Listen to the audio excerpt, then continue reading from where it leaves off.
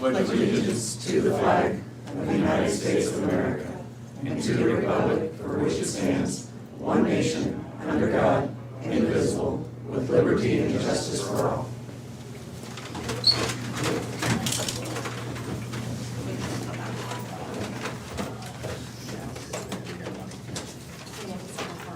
Morning. Moines County Board of Supervisors, July 27th, 2021.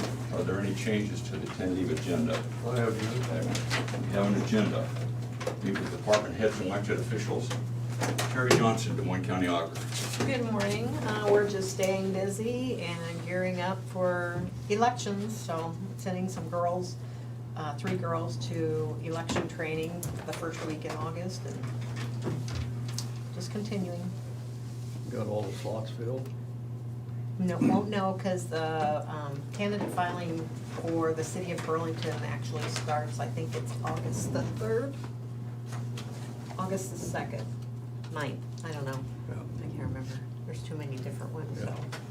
But yeah, next month is when the candidate filing starts Yeah. for the city of Burlington candidates, so.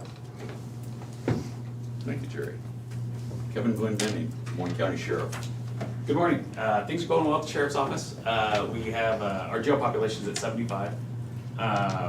Just a couple events in the community would be the Des Moines County Fair. If you have time, stop out there and see all the projects that our 4-H youth have worked on. And then next week is National Night Out. So Lisa's office in Burlington and the Sheriff's Office have put together an event. There's gonna be a lot of area law enforcement personnel. Medforce, National Guard, the K-9 units will be down there. Those are always the crowd favorites, so come out and see us Tuesday, next Tuesday night, 6 to 9, we'll be down at the riverfront, and there's gonna be free food and raffles and prizes, and hopefully we have a good turnout. We're excited for it. Sweet. It doesn't bother you that Tank's more important than you guys, does it? He steals the show. Yeah, it's great, but he's got that, the personality of him is just, he does great with it, so Good. it's worked out well. Thank you, Sheriff. Brian Carter, Des Moines County. Secondary Roads, Des Moines County Engineer. I forgot been how that you long, were. He'll remind you. Should have been gone another week, huh? Good morning. Good to be back. A lot of stuff on the plate, in a lot of different directions. But we'll hit the high points. Highway 99 is still making progress. Maybe been a little frustrated. Last week was a really nice dry week. Contractor did get some work done. I would have liked to see more, but they also did work clear through the weekend and did get a lot done this weekend. So that kind of makes up for that.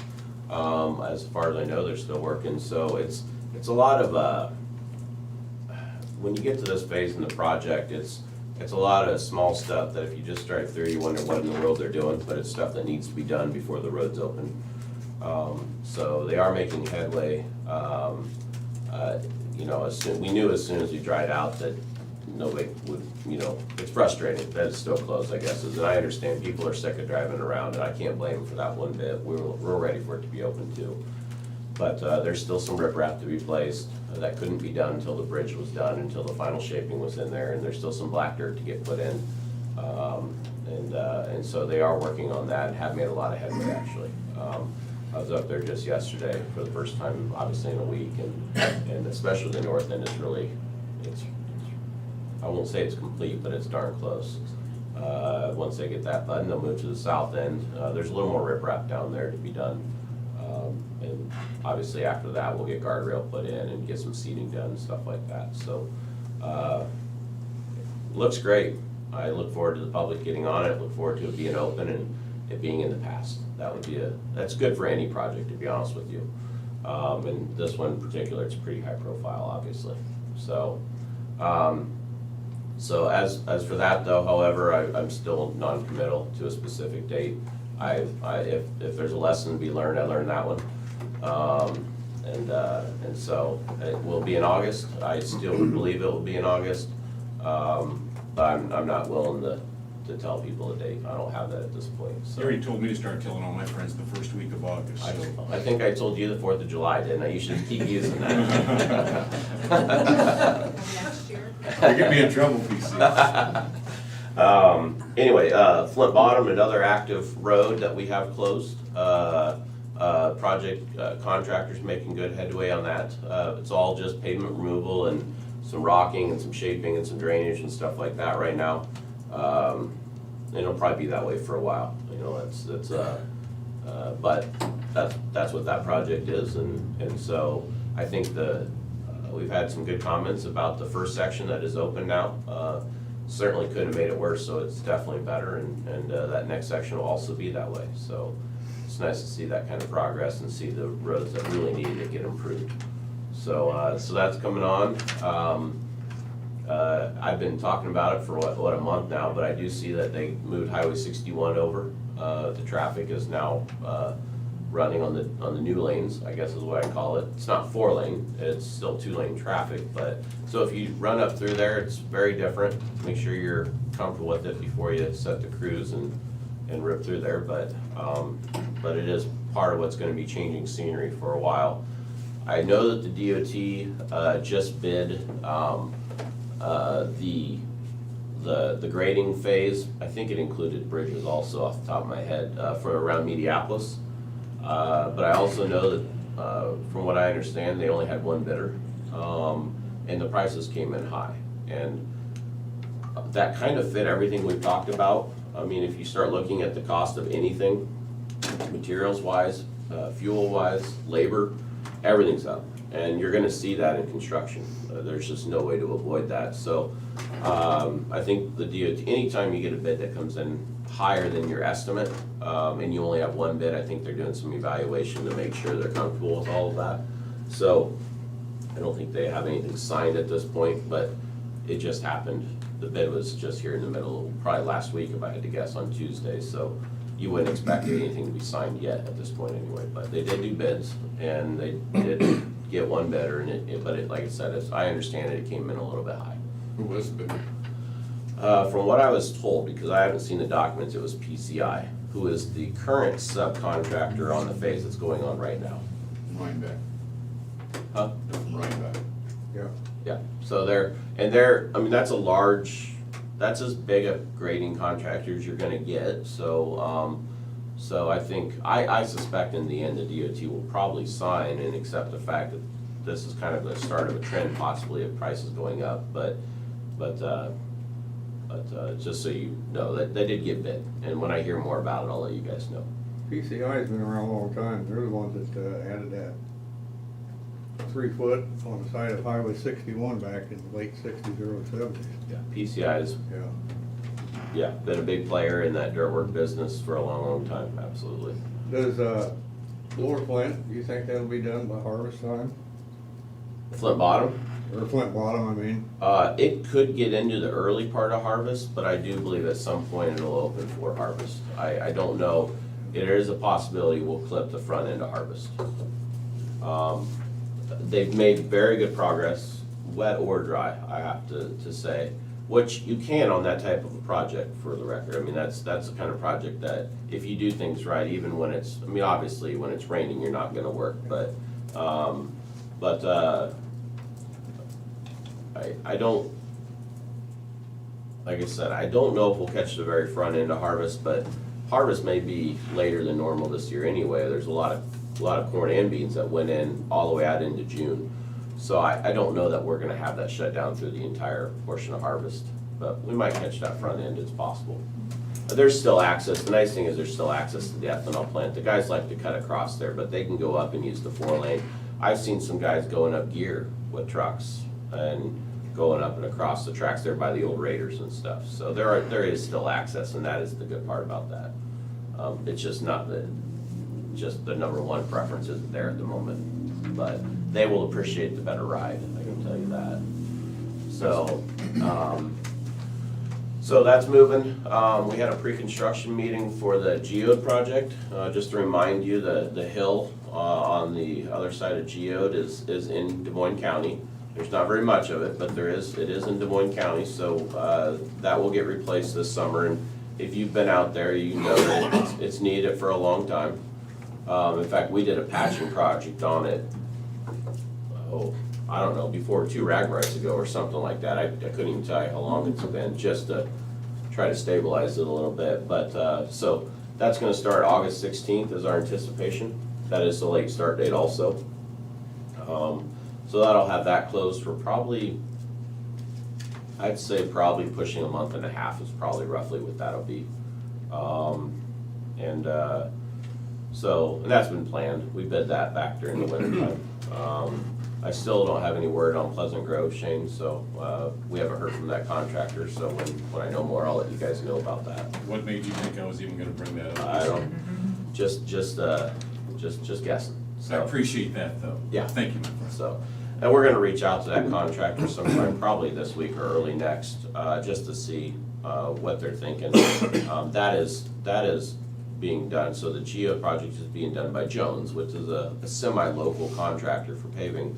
The low bidder on the Pleasant Grove project is Flynn, who is the big paving contractor on the 61 project. And they're waiting now on PCI to get some work done. They actually pulled their plant out. If you guys pay any attention, the plant that was up there by Phi, they pulled it out and moved it somewhere else at this moment. So I would say until you see that going, you know that there won't be any concrete on Pleasant Grove, if I had to guess. But How long of a project is that Pleasant Grove? Pleasant Grove is probably gonna be approaching 2 months. Okay, We have to do it in multiple phases because we needed to keep access to the quarry, right. which isn't that complicated in all honesty, it's just, it does add some to it. So, but in all, it'll probably be a couple months. Some of that may be done under traffic, there may be some work done under traffic. We looked at that and went with kind of a couple different phases of working days to try to minimize the amount of full closure days. Right. But full closure will probably be, I would guess, a month and a half. Okay. But work could take upwards of a couple months. So that will undoubtedly catch harvest, if I had to guess. But we try to avoid that, but it's not always possible, and I don't think anybody's gonna complain about that hill getting taken care of. So, anyway, so that's a lot of stuff going on as far as just, more smaller scale maintenance on our guys. We are ditching on Irish Ridge. We did that all last summer, so it's not new to anybody out there. So if you guys have some calls or comments, feel free to pass them on. But we are ditching on Irish Ridge again, finally dry enough, finally have the bodies, so that's nice to be back doing that. And then working on culvert projects. It is on here, but we are back to full manpower. We did get a new motor grader operator hired. Happy to have him, he started yesterday. So that's good. He'll obviously be getting up to speed and knowing his district and stuff like that, but it's nice to have that body. That's 70 miles of road for us. That's a lot of roadway to make up with missing a body. So it's good to have. On, was it Johnson County's hopper, or was it Johnson County that they came up with some, they made a hopper for ditching, that's supposed to be. It was Jones, I think, Jones. but yeah, we still gotta, or for shouldering, not for ditching. Okay. I thought it was For shouldering, and we have not had an opportunity to go up and take a look at that yet. I mean, I was gone last week anyway, but that is on our radar, so. But, and maybe you're right, maybe it's Johnson, I'd have to look at I that. can't remember, I just know that, I was like, man, if we looked into that, it's supposed Yeah. to be talking all the smack about how good it is. Yeah, we're still gotta get up there and look at it, and we're gonna try to manufacture that in-house, so. Otherwise, do you guys have any questions? Thank you, covered it, But Brian. how much we miss you. Yeah. Becky, come next Let's week. take lunch break, boys. We'll come back and finish your. Makes you feel better having an agenda item, I'm gonna talk more in a little bit. You know, the meeting didn't last very long last week. You No, weren't it here, did Brian. not. You know, Jim, I was listening to a lot of it. I heard some early comments. Thank you. Chris Lee Conservation. Good morning. So kind of piggybacking on some of the stuff that Brian said, Lake Geo, even though it's not my park, it is fully open.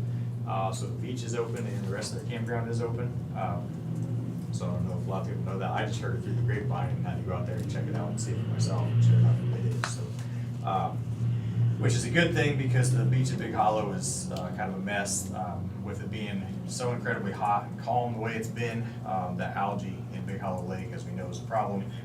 Just grows prolifically, and it's kind of a disaster. We've got a lot of complaints over about it this weekend. It is so hot, people want to go down to the beach, but then they find out it's completely covered in green. And unfortunately, there's not a lot we can do about that. At this juncture, nobody has invented a device to get that stuff out of the lake. We've got to fix it in the watershed, which, as you know, we've been working on. I'm going to continue to do so. In fact, we have engineers coming out this week, I think on Thursday. We're going to be out on the lake trying to take some sediment samples, which is some more data that they're collecting for this watershed project that they're doing. And so we'll be out there doing that. But until we get some breeze or some rain or something to churn that water, you know, I mean, you sit a container of water outside in this kind of heat, it doesn't take very long, even clean water, to start growing stuff inside it. Now you take and you add, tons and tons of phosphorus into the lake, like what we have, and you grow some stuff pretty good. It helps the fish. The fish are biting unbelievably well. People are catching bluegill and bass right and left, apparently, and big ones. And so I guess there's that silver lining, but you almost have to be in a boat to do it because the shoreline is just so choked out with algae. Doesn't sunshine help with that? Yeah, it grows it really fast. Oh, it grows it, doesn't it? Yeah, so yeah, the sunshine will help grow it. What we need, and that's kind of the disadvantage we have with it being literally a big hollow, is that we don't catch the wind. And so we don't move that water so that it just sits stagnant and it just proliferates. In fact, the floating stuff, the duckweed that grows on the surface of the lake, that is an actual case study in exponential growth. And I remember in college, we did that. We had to count all the little tiny fronds that grow from that to actually chart exponential growth. And it take about, in a lake like that, they say it'll take about 22 hours for it to just cover the surface without some sort of disturbance. So that's what we're up against. So, it's not a great thing. There's no real health problems to it. I mean, you can swim it, it's seriously gross. But anyway, we You are said working that's on from, you said that's from the water also being not moving? Is that what you said? that. Yeah, we don't get a lot of water movement, so You can't put pumps in the water to Aeration? can I have a budget line item for that? No. Comes out this check. You must have misunderstood me, friend. I didn't even say that. That is actually something we talked about in the future as part of this kind of planning that we're doing, maybe in the short term, is doing some sort of, sprinkler system or something like that to move that water, at least in the beach area. The problem is it's an unsupervised beach, and so you go putting things out there. We've talked about putting aerators, those things you can sit on the bottom, but I know what'll happen is, it's not supervised, it's hard to see because it's down over the hill. Somebody's just gonna go down there and mess with it, and it's gonna turn into a maintenance issue for us. So we haven't done it, and we're kind of hesitant to, put anything like that. Plus, you're gonna have, if you have any sort of pump system, you've got an intake that you gotta worry about, some kid getting his foot sucked into or something. If we were staffing the beach, it'd be a different story. We'd have that thing cleaned up and we'd have, splash pads and aerators going. But since we're not staffing it, I really hesitate to put something down there that we'll get messed with, possibly cause a problem. Also piggybacking on what Brian said with the change in Highway 61 and having the traffic moved over, and they're working on the eastern side lanes now. That access to the backside of Stars Cave, that trail access back there, is now completely closed because they're literally ripping out those lanes right now. So you cannot access the backside of Stars Cave, and that will affect a lot of people. We had a traffic counter down there for most of the year. It only caught about the first part of the spring, but we were averaging about 30 vehicles a day in that parking lot. And so, that was a lot of traffic going out there, but that isn't gonna happen now. So you can still access the trails from the nature center side, but you just can't get it from there, from Highway 61. And I don't know how long that's gonna be, but it's, like I said, they're ripping out those lanes, so you're not gonna be able to get across there for quite some time. Well, they're doing a bridge there too, so it's gonna be probably next year. Yeah, I suspect it's gonna be next year before you're gonna be able to access that. So all of the trail access on Stars Cave is gonna be from the nature center side for the foreseeable future. Other than that, we have our regular board meeting is next week, and then we are getting invitations out now for our volunteer dinner. All of our volunteers and partners that have helped us out last year. That's what I just gave you guys today, is the invite for that. That's gonna be August 13th at Starscape. It's our annual volunteer recognition dinner. That's it for today. Thanks, Chris. Des Moines County Recorder Natalie Stefan. I forgot everything I wanted to say. Brian Carter threw you out, didn't he? Because the bridge is out. Right, the bridge is false. Just like what Kevin said, the Des Moines County Fair is kicked off, and I just encourage everybody to get out there. I know the youth works really hard on those projects and animals. I know it's gonna be really hot, but, that's why I'd rather be here today than out there helping set up, but yep, hopefully everybody can get out and do that. I just started working on the brochure to kind of, for the ordinance for the UTVs and that we can start handing out once we get that ordinance updated, so. Otherwise, just business as usual. Thanks, Natalie. Lisa Schaefer, Des Moines County Attorney. Right now, just finishing up the final plans for National Night Out, as Kevin mentioned. There is free food. We had one of the local grocery stores donate free hot dogs and hot dog buns. It's not going to be a gourmet meal, but it is free food. Several prize donations from local merchants, including some AirPods, televisions. So the prizes are definitely worth coming down for. We'll have a proclamation for the board to read on next Tuesday's meeting for National Night Out. Other than that, we are surviving July. And it was nice to see a jury trial docket for August 13th that is less than 2 pages and less than 100 cases. I can't remember the last time we've actually seen that. So that was warmed our heart to see that it was going to be somewhat manageable. Of those 98 cases, I believe 75 plus are pre-COVID cases that we will have to be working on getting disposed of by the end of January. The new date will be, I believe the 1-year date is January 30th. That's the Friday. But it was nice to see a list that's somewhat manageable. I think they were running 3 and 4 pages long. We're talking single-spaced, folks. And they were running 3 or 4 pages long, so we've got it to just able to fit it onto 2. We're also advertising again for our vacant misdemeanor attorney position.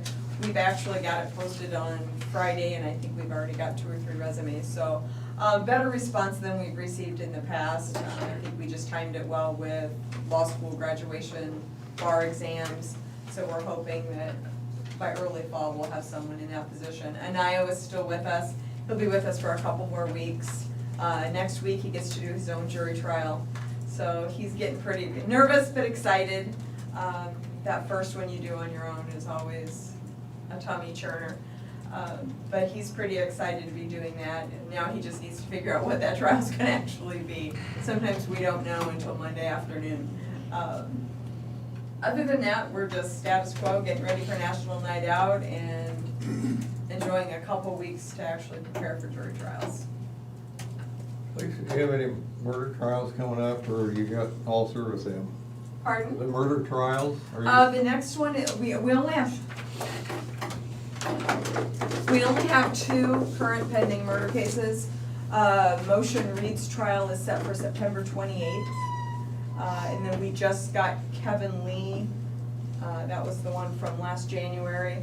He's been set for January, I believe it's the 11th of 2022. So hopefully those will be the only 2 we're gonna have for a bit. Good. Yeah. Now it's just run-of-the-mill drug cases, burglary cases. We do have several sex abuse cases that have been sitting there stagnant during COVID. We're hoping to move a few of those. Those are particularly difficult cases on a good day, but now that we've had so much lag time. I think our oldest waiver case is from June of 2019. What does that mean, your oldest waiver case? Of the people who originally waived speedy trial well before Okay. COVID, we have one, the oldest one, number 1 of the waivers is June of 2019. He was set to go in April of 2020, when we got completely shut down.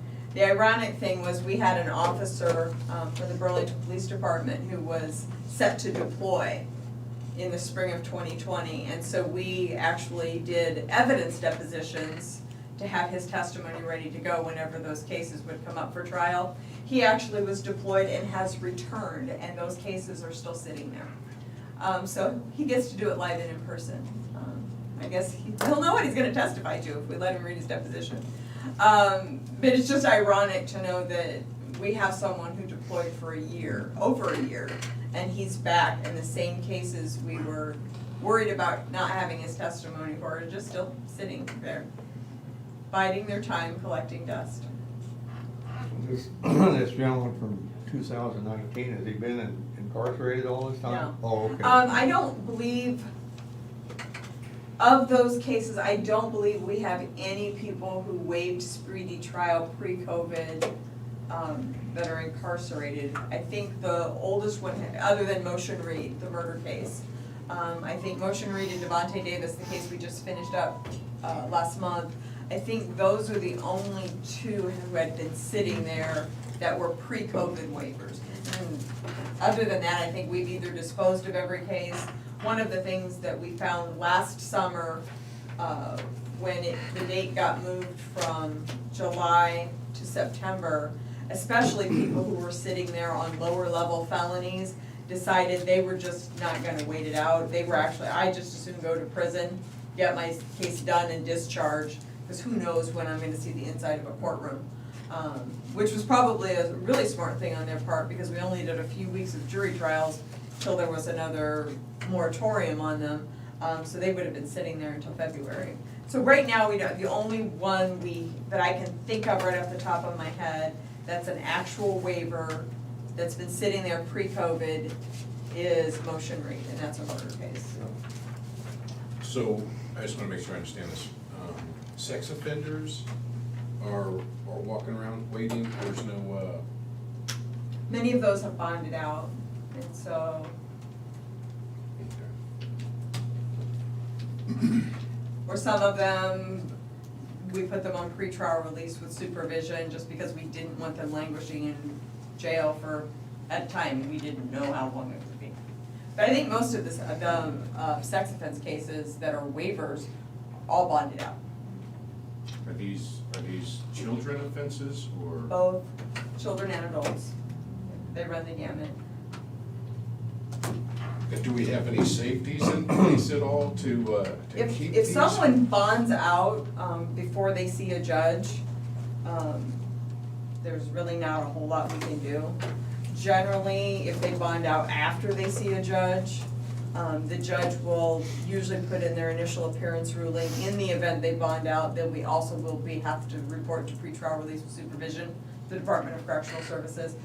Some of them can bond out, no sooner than do they hit the jail doors, they bond out. The bond schedule for drugs is actually much, much more severe than the bond schedule for sex abuse cases. Wow. Thank you, Lisa. Angie Vaughn, safety. Good morning. I don't have as much as everyone else, so just getting cut back up after being gone for a little while. Working on the annual report. So this month we didn't do training. Next month we'll start back up and get going hot and heavy. Thanks, Angie. That coffee must have done you some good. It did. I run onto her this morning at Casey's in Middletown. I said, good morning. I said, you gotta have your coffee. You don't wanna talk to me until I have no coffee. So I suppose you shut it up. See, I do this for everybody else. That's not for you, for everybody else. Gotcha, AB. Thanks, Angie. Janelle Nally Longquist, Moines County Treasurer. Good morning. We're just keeping busy, gearing up for tax season. We'll start out soon with mobile home tax statements and then, of course, go into real estate tax statements later next month. But other than that, business as usual. And I do have an agenda item. Thanks, Janelle. Rodney Bleaster, Maintenance. Good morning, just treading water, business as usual, nothing new to add. We love you, Rod. Thank you, Rod. Love you, man. Now you're coming on, you're looking for help, Rod. I'm gonna do a couple interviews this week. Get you back up far, that'll be nice. Hopefully. Yeah. Hang in there, Rat. I don't think I missed anybody. Whether you gentlemen have any correspondence? No. I have none. Oh, I just got some this morning that I really hate to. It's from FEMA. Board of Supervisors, I commend you for the efforts that have been put forth in implementing the floodplain management measures for Des Moines County, Iowa to participate in the National Flood Insurance Program, NFIP. As you implement these measures, I want to emphasize the following. A flood insurance study and flood insurance rate map have been completed for your community. The study and the map will become effective on October 21st, 2021. And by the map and study's effective date, the Department of Homeland Security's Federal Emergency Management Agency, FEMA, regional offices is required to approve the legally enforceable floodplain management measures your community adopts in accordance with Title 44 Code of Federal Regulations, CFR Section 60.3, Paragraph D. As noted in FEMA's letter dated April 21st, 2021, no significant changes have been made to the flood hazard data on the preliminary and/or revised preliminary copies of the flood insurance rate map for Des Moines County. Therefore, Des Moines County should use the preliminary and/or revised preliminary copies of the flood insurance rate map as the basis for adopting the required floodplain management measures. Final printed copies of the FIRM for Des Moines County will be sent to you within the next few months. If you encounter difficulties in enacting the measures, I recommend you contact the Iowa Department of Natural Resources. You may contact Bill Capuccio, the National Flood Insurance Program Statement Coordinator. And then it has contact information. The FEMA regional staff in Kansas City, Missouri is also available to provide technical assistance and guidance in the development of floodplain management measures. The adoption of compliant floodplain management measures will provide protection for Des Moines County and will ensure its participation in that National Flood Insurance Program. The regional office may be contacted by telephone. You may have already been contacted, the NFIP state coordinator and/or the FEMA regional office, and may be in the final adoption process or recently adopted the appropriate measures. However, in the event your community has not adopted the appropriate measures, this letter is FEMA's official notification that you only have until October 21st to adopt and/or submit floodplain management ordinance that meets or exceeds the minimum NFIP requirements and request approval from the FEMA regional office by the effective date. Your community's adopted measures will be reviewed upon receipt, and the FEMA regional office will notify you when measures are approved. I appreciate your cooperation, blah, blah, blah, blah, blah. Additional information. I think I skipped the rest of it. Probably should have skipped it all. Anyway, so the floodplain management committee is meeting in about 3 weeks. I'm sure this will be on the agenda. And I think Jared sent all of us a copy of the floodplain ordinance with some suggested updates and everything, so Yeah. we'll have to pay attention to it. Oh, Jared's on the line. Jared? Hi, Jared. Hey, I just wanted to touch base on that, the note about the floodplain you mentioned there, and I know that meeting with the advisory board, next month, we've reviewed a copy of the revised, the model ordinance, floodplain ordinance for PNO. Gone back and forth with our staff on editing our existing documents, we're already setting it up so that, the majority of the changes we're looking at are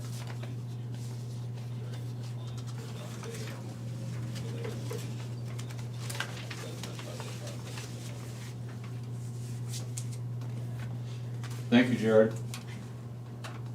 You were done, I think. I think that's how all public comment should be. Thank you, sir. What did he say? Proceed to discussion and vote.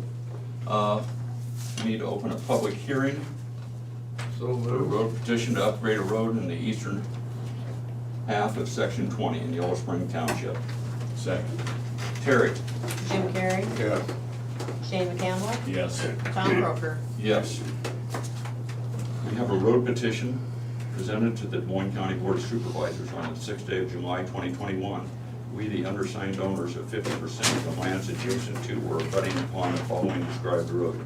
A roadway in the east half of section 20, T-72N, R-2W of the 5th PM, Des Moines County, Iowa, known as 235th Street, beginning at 92nd Avenue and running westerly for about 750 feet. Hereby petition the Board of Supervisors for the grading and granular surfacing of the above described roadway in accordance with the B-level upgrade policy resolution approved by the Des Moines County Board of Supervisors on November 4th, 2014. Signed K. Wirt, July 3rd, 2021. Address 23675 90th Avenue, Minneapolis, Iowa. Public comment regarding this. I'll run with it to start with, Okay. and welcome any public comment. I don't think we have anybody here to speak to this, other than this is Fred and Kathy. In front of us, I want to mention Kay Work owns the ground. That would be mother or mother-in-law, depending on how you look at it. They are purchasing roughly 3.5 acres, 4 acres, something like that. It's down 750 foot of this dirt road. The dirt road is longer than that. It's maybe a quarter mile roughly. So they approached me, it's probably been a couple months ago, maybe even longer, that we started with I think an evening discussion. I went out to their place just to talk it through. And this is this policy that we're following is a resolution that's was used for this, or created for this exact process, because we really didn't have anything very good in place. And so in 2014, the board approved it. And so there's been a lot of discussion to this point. I kind of like to use this moment to bring everybody, you guys, up to speed on this overall process. And like I said, at any point somebody comes in and wants to speak to it, I have had no comment about this. We did send letters out, as I told you guys we would. There's one adjacent landowner to this property, and I do know that they spoke with, it's an elderly woman, and I know that they spoke with her daughter, and the family, which is pretty common for making sure that people understand what's going on. And as I understand it, they had no issue with it. I never had a call that said they had an issue with it. She did receive a letter, so you know. So what this would do is basically upgrade 750 foot to what the parcel is where they would build their house, to a full A-level road. I don't have an issue with this. I mean, that's why we put the policy in place. I have no different than anything else. When you do it the first time, I've learned a few things, and I think I'd like to redo the policy in a couple different places after eventually maybe this winter or something, and put it back in front of the board and just clarify a few things that I don't think came to light until we started to go through this, to make sure that everything's clean. But otherwise, we have already made some headway on this. So we're not really starting at square one. So I was gonna take a minute during public hearing. You guys we've had some work sessions on this. But I wanted to skim through the policy real quick so you can see where I see us at, because I think we're accelerated because it being such a small project. If it doesn't mind the board, would you be open to that? I think it's necessary. We need to move this along either way. I have copies of the policy. Would you guys like that, or do you still have it? I've got a copy of it, I think. I You don't all have a copy with me. follow along? Hey. Likely to remember. Hey. Look at him run. Look at What? Every time Brian stands up with a piece of paper in his hand, Lots of people just the stepped out. room is out. I'll tell you what, it's embarrassing.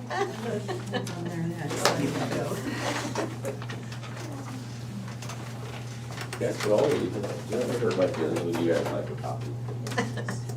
The only reason Janelle's still here, she's got an agenda. That's just what I said. You're stuck. That's too bad. See, Kevin was kind, he just went and got more coffee. Anybody else? Hey, me. He was gonna- Wake up Janelle when we get to her agenda. Yeah, you don't have to. Okay. I've got one extra policy. Anybody really excited? Yeah, that way I can read it while you talk. You have a dirt road you want to upgrade, so Yes, see how I much do, money you all have of to put it. into it. How many feet is that? Well, I don't know if you want to upgrade it, you like to complain about it. You should see it. I have seen it. Kids, behave yourselves. It's fine. All right, so, real quick, we're just gonna start off right at the petition part of it. Obviously, we have the petition, you guys formally received that. And again, you're aware of it, we've had work sessions on this, so I don't think anything's new here. We've gone through the process, we're sitting here in the public hearing, which is kind of there in 2 and 3 about having the public hearing after you get the notices and such. And then it says that, you know, if you guys approve the petition, you'll direct us to create a cost estimate. To be honest with you, cost estimates tend to get discussed long before this because people want to know what they'd be into it for financially before they decide if it's worth their time. And so we have already made headway on that.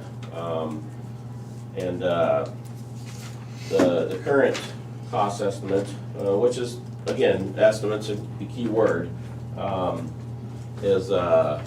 the current estimate for the project is just a shade under $32,000. We'll go through it, but real quick. But the petitioner's amount as part of that per the policy would be just a shade under $6,000 estimated wise. So of the 32,000, 6,000 would be their responsibility. And that is actually one of the areas that in the long term, I'm not gonna bog this down, but in the long term, I think we'll look at. I think in the big picture, I think some of the rocking rates were too low in the policy, so I think we need to bump those up for the cost share side of it. But for now, this is the policy, and I have no issue. And if you're gonna work through this, it's a great one to work through because it is a short segment. We're not talking about a mile of road here. We're talking very, very short segments, so. Who came up with the cost share figures there? We created, when we created the policy, went through some other counties' policies and kind of molded them into how we wanted to do business here. It's not so much the cost share as that, I mean, it is something the board approved, was the percentages. So in the policy, which we can go through, but I'll just hit it real quick, but just in general, if you don't have any bridges are a different animal. So small culverts are 50% cost share between county and petitioner. Grading is 50% cost share between petitioner and county. The rocking rate is actually what I came to realize that was low on, and I don't think there's anybody to blame but me, but it states in the policy that the rock will be put down at 1,800 tons per mile, which is a great rocking rate, but it isn't what you really need for a full brand new gravel road. So that's where I would, going forward, would adjust, but either way. So if you figure 900 tons per mile, which is half, because that's also, it's 50% share between that, that's figured into that. So there's 50% of the rock, 50% of the dirt. Now I would mention in other locations on dirt roads, there's 100% of the right of way. And that's typically the holdup on one of these, is typically the challenge is to get the adjacent landowner, because most of this is somebody that owns half the road, or alongside I half was the road. gonna tell you, I'm surprised that we don't get more people coming down for this at this cost. What's that, what's gonna stop? The biggest battle is the right of way. These folks are very fortunate. After some additional research, this is already a 66-foot right of way road. Back in, I want to say, the early 50s, some other landowners that owned it back in those days came along and requested the board to grant extra right-of-way width for possible upgrades. Now, obviously, this is still being treated as a dirt road. If you went out there, you would not know it was 66 foot, but it is a 66-foot road. So that is the big hang-up on most of these, Shane, is the right-of-way. But in this, because that is 100% cost, and right-of-way is expensive. When you go buying farm ground in Des Moines County, it's not cheap.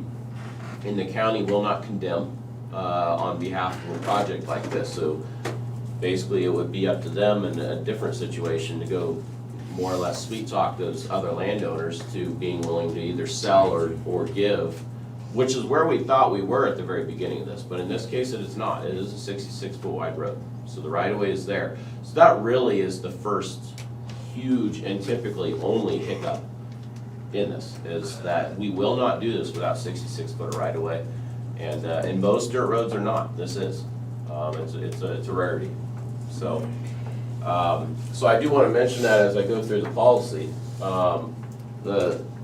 The first thing I would mention, it mentions that you have to give the county time to work it into the 5-year program. However, it does say small projects can be accomplished in shorter timeframes at the engineer's discretion. I would note this is the exact kind of situation that line is intended for. This is not a high dollar project. I'm not opposed to this project, and nor is the county in general.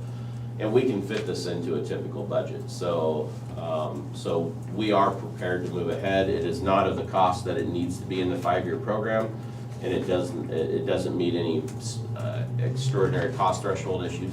So, so as far as the 5-year plan, that is not a holdup, timing-wise, as far as I'm concerned. Right-of-way is the next one down. I'm gonna skip that because I've sat there and told you that there's already 66 foot of right-of-way. So at the bottom of that page, that hurdle with Shane, that is the big hurdle in most other situations. A lot of these have come up in the past. Sometimes it comes up for a house. Well, a lot of those people on dirt roads, they hunt it or they farm it, and they're not looking for somebody to live down there and be in an area where it's already a mile of dirt road and they don't look for the extras. So they're not favorable, they're not willing to discuss giving ground because they're not interested in it. So that is the big hurdle. That is not an issue here. On to the next page. So there is no money to be deposited for right-of-way, obviously, because there's no need for it. And then you get into the geometrics. We are about 80% done with a design for this particular project. Mostly because you've got to do a cost estimate, you need to have some sort of a layout. And since we already had a work session, we put a little extra work into this. So we're actually not very far away from a biddable project as we sit here. We've gone through, there is no significant drainage here. So I mentioned bridges and culverts. If you look down through here, for instance, if this was on a dirt road somewhere where there was a pretty good sized bridge, that's not a cost that the county will bear. That's a cost that the landowner, the petitioners would have to bear if they wanted to upgrade that road. But that's not the case here. In fact, I'd have to say, I don't believe there's any crossroad culverts that have to be replaced as part of this project. So culverts and drainage are not an issue as far as cost, other than just the grading part of it. So gets right down to it. It basically says that if you bid it, they'll pay these 50% and they have to deposit some money before the project can proceed. If they want to build it themselves, then the county will not pay for 50% of it. The only reason that is in there is because we have a few larger farm operations in the county that have their own equipment, and that actually was proposed once upon a time, is that they would come in and they were talking about putting a hog building out in the middle of nowhere at one time, and it was in the middle of a dirt road, and they wanted to move in with their own equipment and do the work to save themselves money.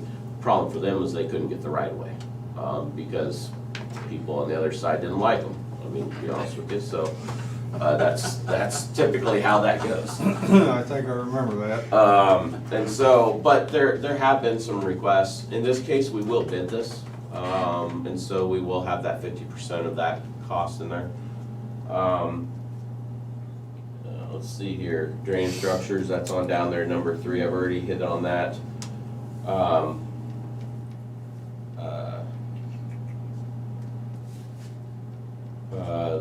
Surfacing, they pay for 900 ton per mile rate, well, when you're only talking 750 feet, you're only talking 128 tons or something like that, so.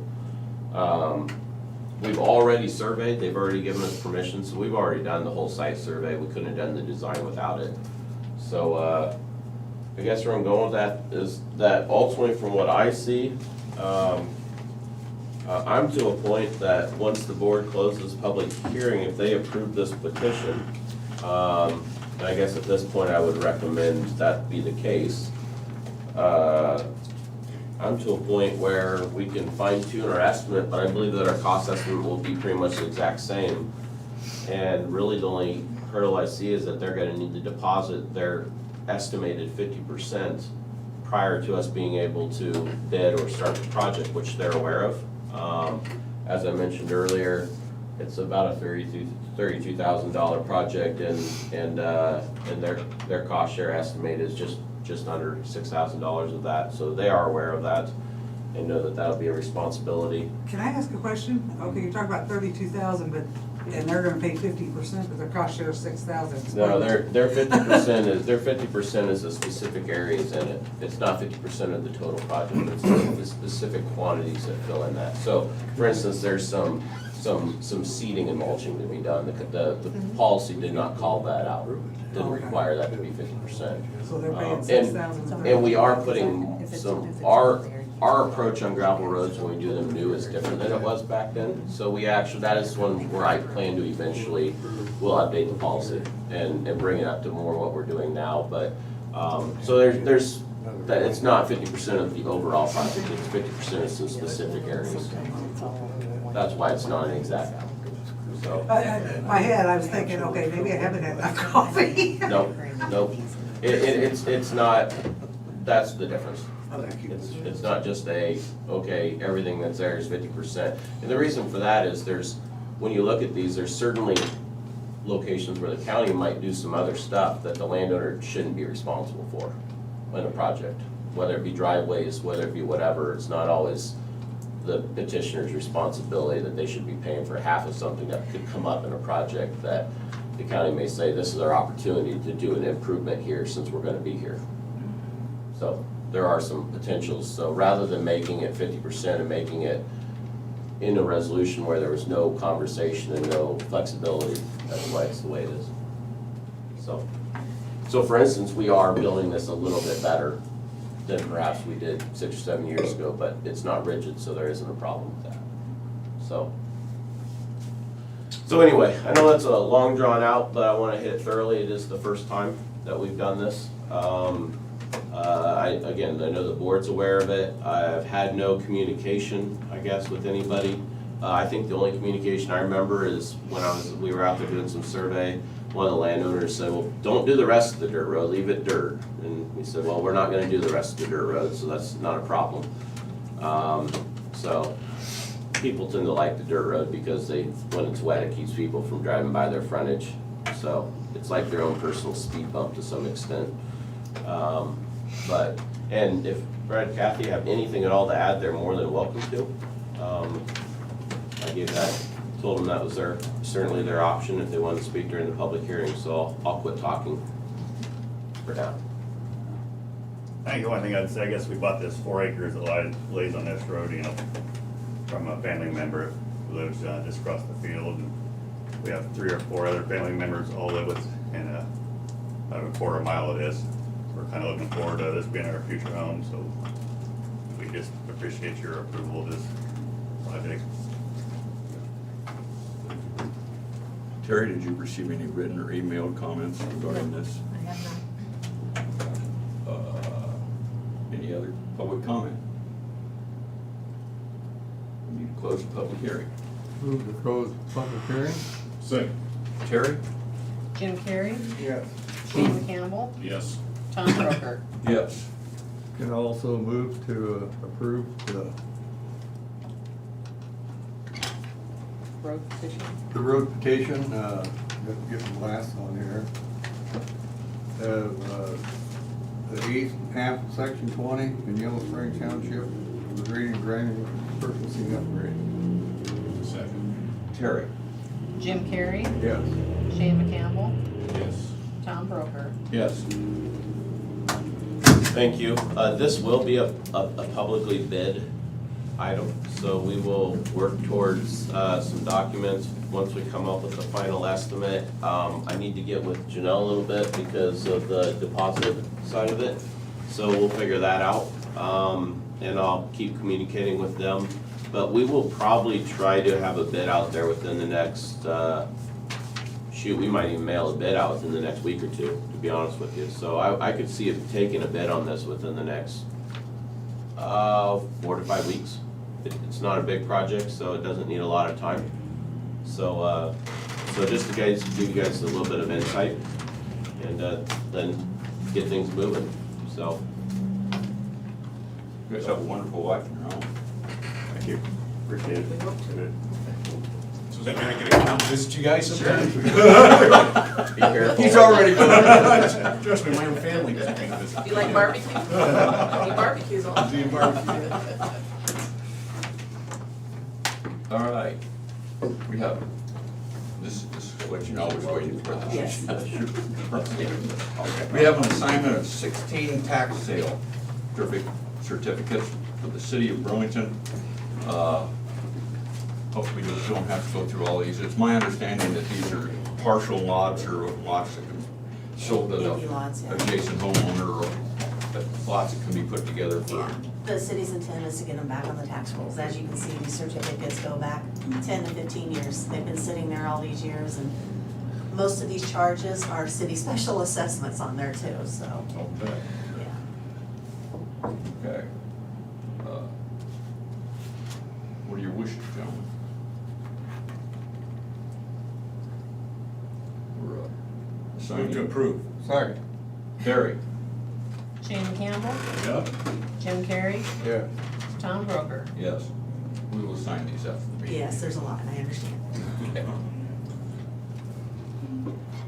We have payroll reimbursement claims in the amount of $149.80. Move to approve. Second. Terry? Shane Campbell, Yes. Jim Carrey, Yes. Tom Broker. Yes.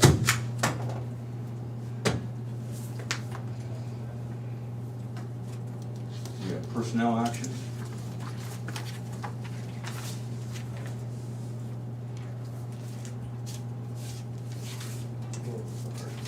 Personnel action for the recorder's office.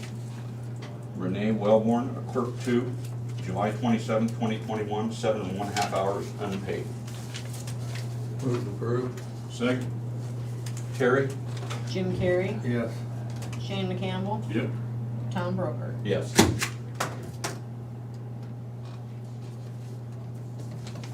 Personnel action for secondary roads. Larry Hogan Miller Jr., maintenance worker, a new hire, effective July 26th, rate of $21.27 an hour. Move to approve. Second. Terry? Shane Campbell, Yes. Jim Carrey, Yes. Tom Broker. Yes.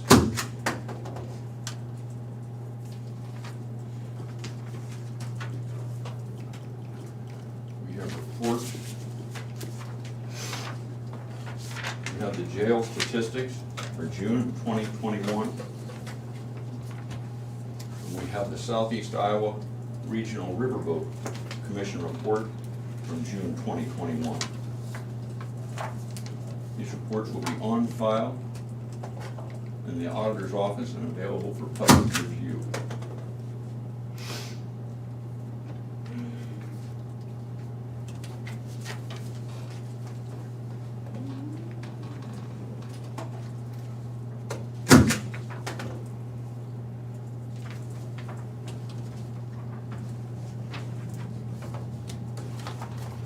We have minutes of the regular meeting of June 20th, 2021. Move to approve. Terry? Second. Excuse me. Jim Carrey, Yes. Shane Campbell, Yes, please. Tom Broker. Yes.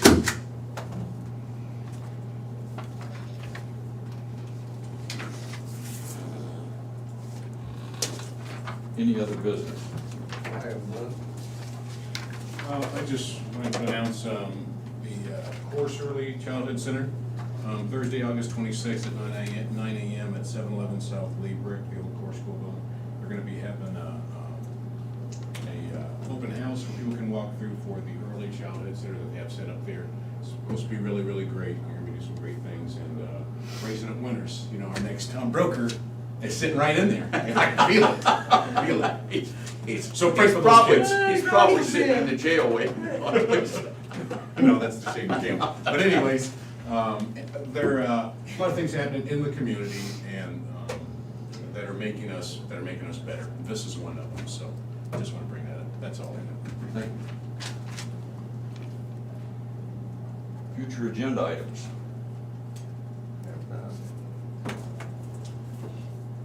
Committee reports. I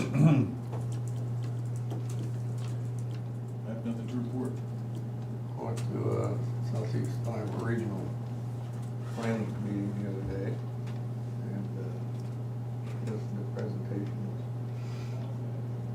what's going on there about, they're building a new bus barn further, and then some swaps of land with the city of Burlington. That's about it. I didn't have any committees. Public input. If anybody from the public would like to address the board, you may email the Board of Supervisors at board@dmcounty.com. That's BOARD@dmcounty.com. You may call 319-753-8203 extension 4. That's 319-753-8203 extension 4. We'll give you a couple minutes to initiate that email or that call while we're waiting. Anybody in the room have any comments? Shane, I want to ask you, you said that early childhood Thursday. center is opening It's Thursday, August 26th at 9 a.m. August the 26th? Yep, 711 South Liebrick Street.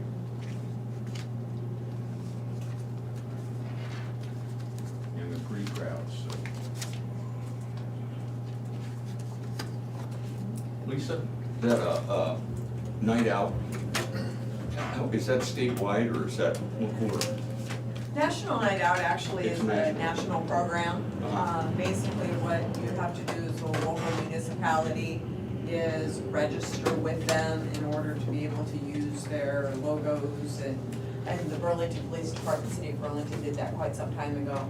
I think the last time Burlington did anything for National Night Out was 2010. But it's been around since the mid-80s. It started, I believe, in Philadelphia. I thought we had a night out in like 14 or something. We haven't done Has it been anything that long? official since 2010. What happens when you're old, it just flies by. You ain't lying, kid. Nothing's better than a hot dog outside. I was gonna say, I remember going. Yeah, down. it's, A free hot dog outside. Yeah, it's hot dogs, Sturzing's donated, I think 250 small bags of chips. A couple of the local soda vendors have contributed water and soda. It's on the riverfront, right? It's right down on the Yeah. riverfront in the big parking lot between the port and the auditorium. Is there a dunk tank? I was just No. curious. You know what, Natalie? We talked about it. God bless you, honey. Calm down. We talked about it, but since this is kind of the inaugural year of the reboot, I think a lot of it was kind of keep things on a lower scale, see what works, see what doesn't. I know that, I believe it's the National Guard, I think is bringing in a bounce house for the kids. A big bounce house. The fire department is doing their little water thing that they do, keep everybody, cooling station. I know Danville is bringing one of their engines. Meepo is bringing one of their engines. It's going down. And of course, we've kind of kept everything where there will only be one way in, so we keep the north entrance to that parking lot closed off so there's no traffic in the event there is an emergency and any of these vehicles need to get out. They're not gonna be blocked by regular traffic. Gina Harden has her CERT team kind of keeping things under control on Front Street, so people can be walking from wherever they park. But God bless them too. They always show up in full force. it should God be a bless them. really good time. It's gonna be a DJ, so Tom, I'm expecting you to come do the electric slide. As we know, he does so well. I had my own Ferris wheel once. Really? We built a Ferris wheel. I had a little industrial crane. Anyway, it was a Ferris wheel, hold 4 people, and as the crane went through the parade, it'd go like that. Till the insurance man saw it. Apparently it was lacking any sort of safety on it.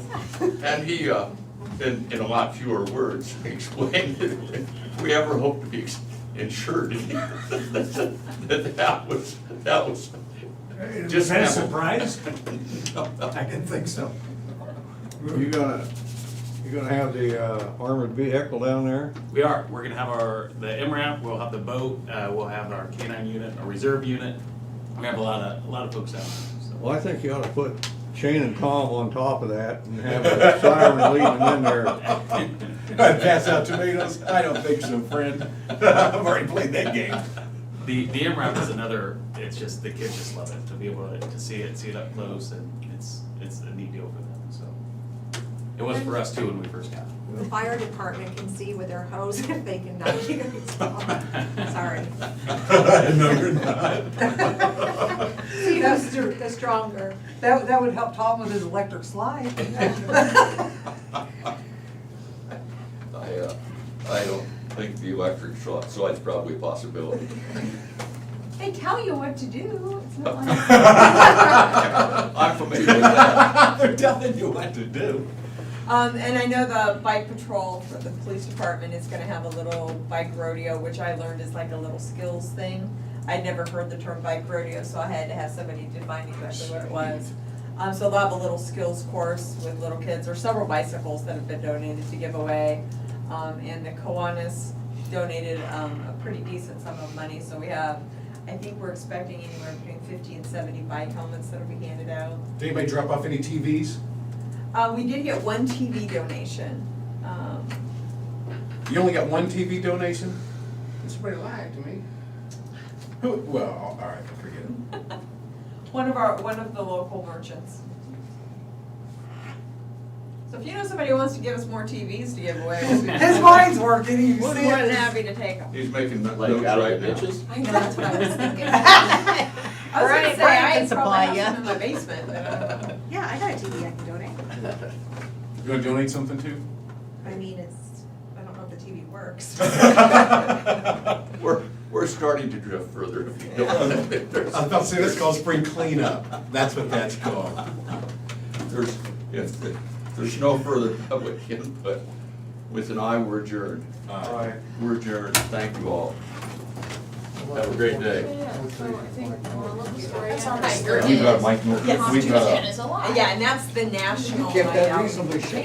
Brian would Why would they Just not keep that talk up. to me? No, I did say you don't know what I'm gonna call Shut it all it. down. It just- You can ask him if you want to. Just kind of hesitate some longer. Brian's probably got his phone Made it all calls in. themselves. I heard phone numbers. Say, hey, who wants to, you know, bid on this project? And just, Yeah, I mean, obviously, it's gonna. because people see a big ultimately project like that, paid they for know the where the money's project. coming Right. from. Some of it they get rid of. Inflating everything. Obviously, it's gonna be Jerry, The numbers are just not right. per brother. When Brian's done, we're gonna ask Brian if he would put up with that, It and could I be know what the secret answer and would go, be. I don't know. Oh, Jerry's. What would the answer be? The answer would be no, I'm not putting up with the contractor saying I will That's cut right. $5 million because people want to talk back. Yeah. They're standing in front of it. Oh, I'll bet.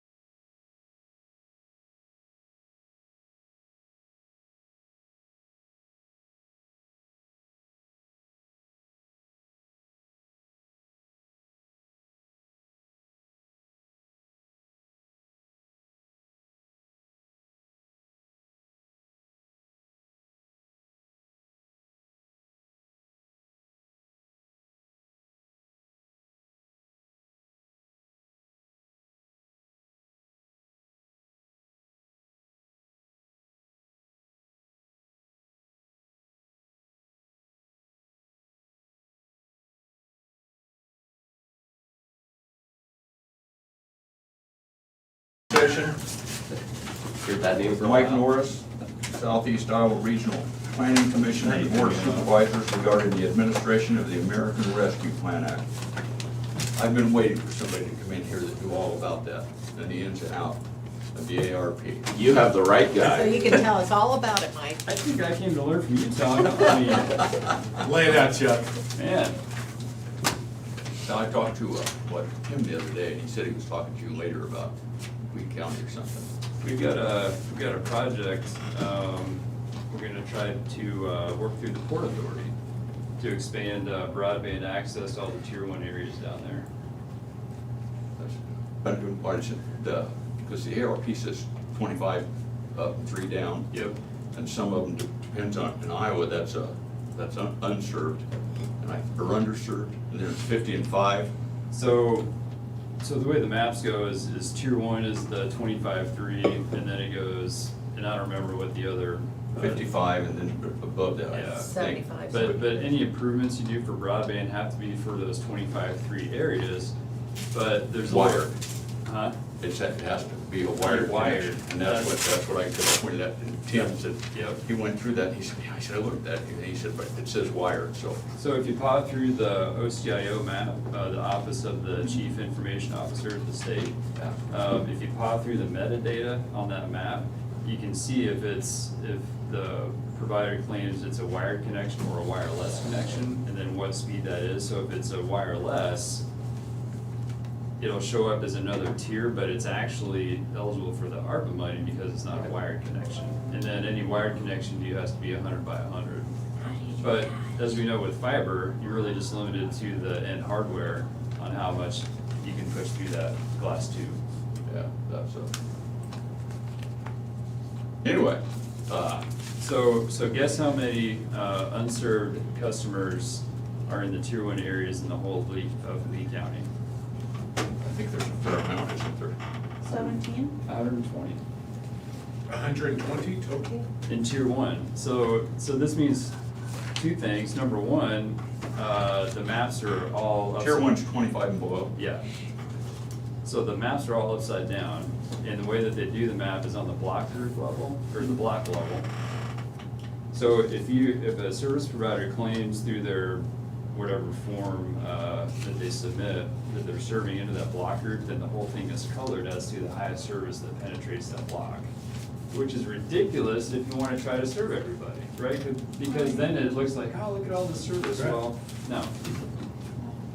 And then Is that the only one that they've got? Is there another one that's more accurate or something?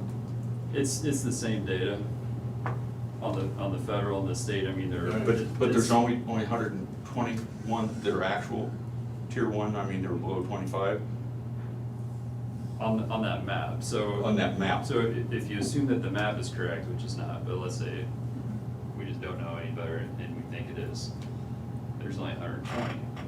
And so what we're running into with Lee County is they don't have the fiber backbone in yet. So the project looks like adding fiber backbone and then extending out from the backbone to these unserved areas. But the benefit is once that backbone is in and those areas are served, now you can't make them take the service, of course, but it'll be there. But the future advantage is that now that infrastructure is in, and then you can branch off of that even more. This has been really interesting to learn about this because it's like a new world. The telecom world is a whole different world than I usually exist in. Does so are you administering that ARP for Lee County, or do you know yet? So, I guess to fast forward to ARPA, I guess what I'd like to do is to try to give technical assistance to our cities and counties first, instead of saying, yes, we'll take it on, because I don't think, I mean, the final guidance is now, we have the FAQs, the interim final. And so, like in our 4 counties, where the bulk of the money is, you know, Wise County's doing water, maybe broadband, but they're really trying to make a rural water play. Henry County's just kind of been talking to people, and then they've already kind of informally allocated half their money now for childcare and broadband. Lee County. They half their money for childcare and broadband? So they're looking at it like the first tranche of money they got, the half, that everybody got up front. They've already kind of said, okay, here's our spending plan for that. Okay. Kind of informally. And then at some point in the future, they'll deal with the money that they'll get next year. And then Lee County, they said, hey, help us imagine kind of how this process. So I just did some kind of light technical assistance, participated in a couple meetings and said, I want to listen to you.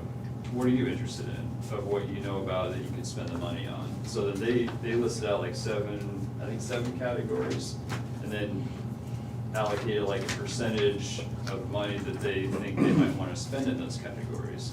And then they set up a subcommittee made up of, so they have 5 supervisors, so they set up a subcommittee of 2 supervisors, the auditor, the budget director, and so that's just kind of like a application review committee, because in Lee County, they've had a lot of discussions from nonprofits about, hey, we want money because we couldn't fundraise during COVID. And I'm like, well, just, cool off on that for a while before you really understand what the deal is. And so they've asked for a little bit more specifics like that.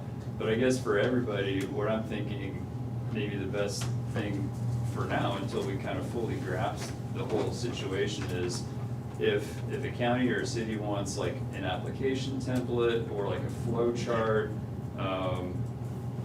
reporting template, sub-recipient agreement, that would include the ARPA language, like we would try to develop that and just make it kind of open source so that at least it can advance people's process with those documents, or doing technical assistance like this where we come and talk and kind of imagine and listen and work through the process with people.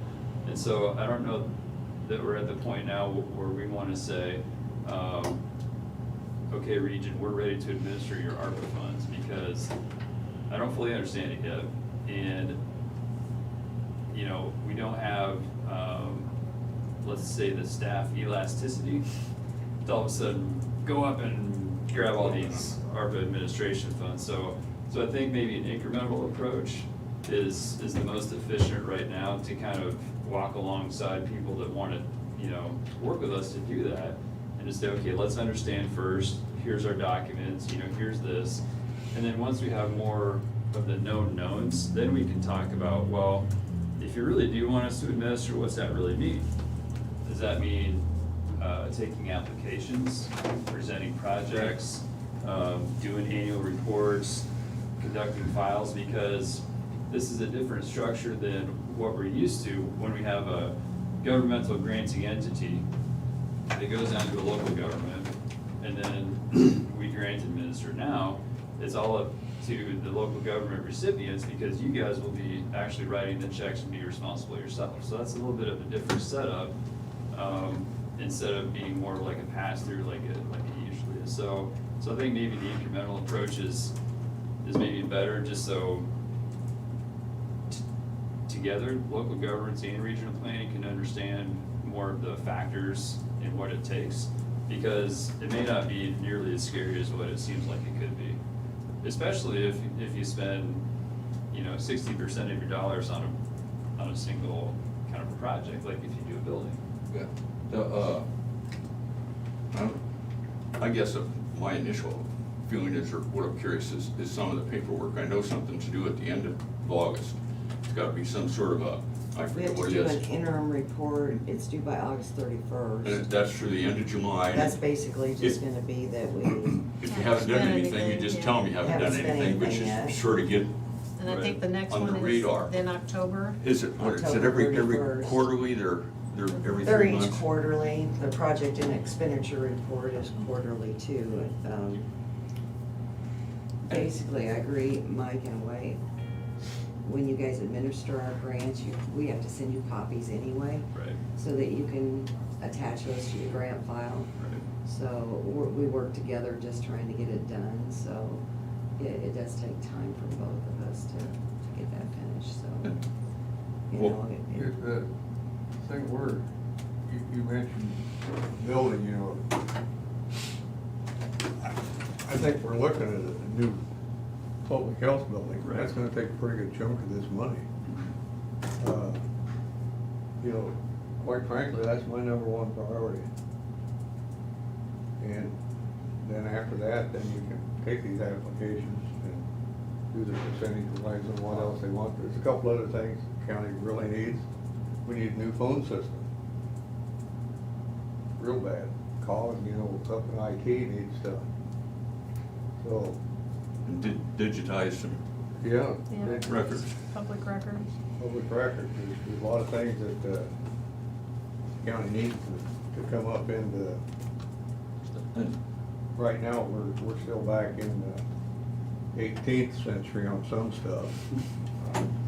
Right now, sheepskin. Huh? might be, Pretty you darn get very close. deep in those books, I don't know. Got some parchment in there. Yeah. And then there's, that I've learned over the last, all the time. And like Jim says, we've talked about it in our, it's been one of the counties, on the county's radar for a long time as a problem. This pandemic sort of exposed, you know, this isn't gonna work, that we need a new public health facility, and I've driven by some older buildings, and I know these guys have too, and something like that. People call me and told about buildings that are huge. I mean, that building over there is about 4,000, between 4,000 and 4,500 square feet, but almost half of it's unusable. It just. Why'd you look at me when you said people talking to you about buildings that are way too big? No, well. Do you see how that look over at me? I'm just talking about, anyway, but, guilty conscience. but they had anyway, so, there, whatever you do, it's yours now. So if you've got a building that's 5 or 10 times bigger than you need, it's still your space. So, and we've got a little work to do on that, but I guess the point I was trying to make is, and we've talked about it before, is that that's our priority, and then it's what's left after that. Now, I have learned that there's decreased revenues, and you can spend that essentially on anything you want, except you can't use it any sort of debt financing. But essentially, if it's anything the county can legally do, you can do it. Right. Anyway, so, and the state has been so kind over the years to gift us with some highways and bridges that we really can't afford to maintain. Anyway, so there might be some opportunities there to, I always look at one-time money as capital expenses. You can't, if you're gonna have recurring expenses, you have to have recurring revenue. And this is not that. So, and then like Jim said, you know, the phone system, which I can't imagine is a huge expenditure, digitization Define of some. huge.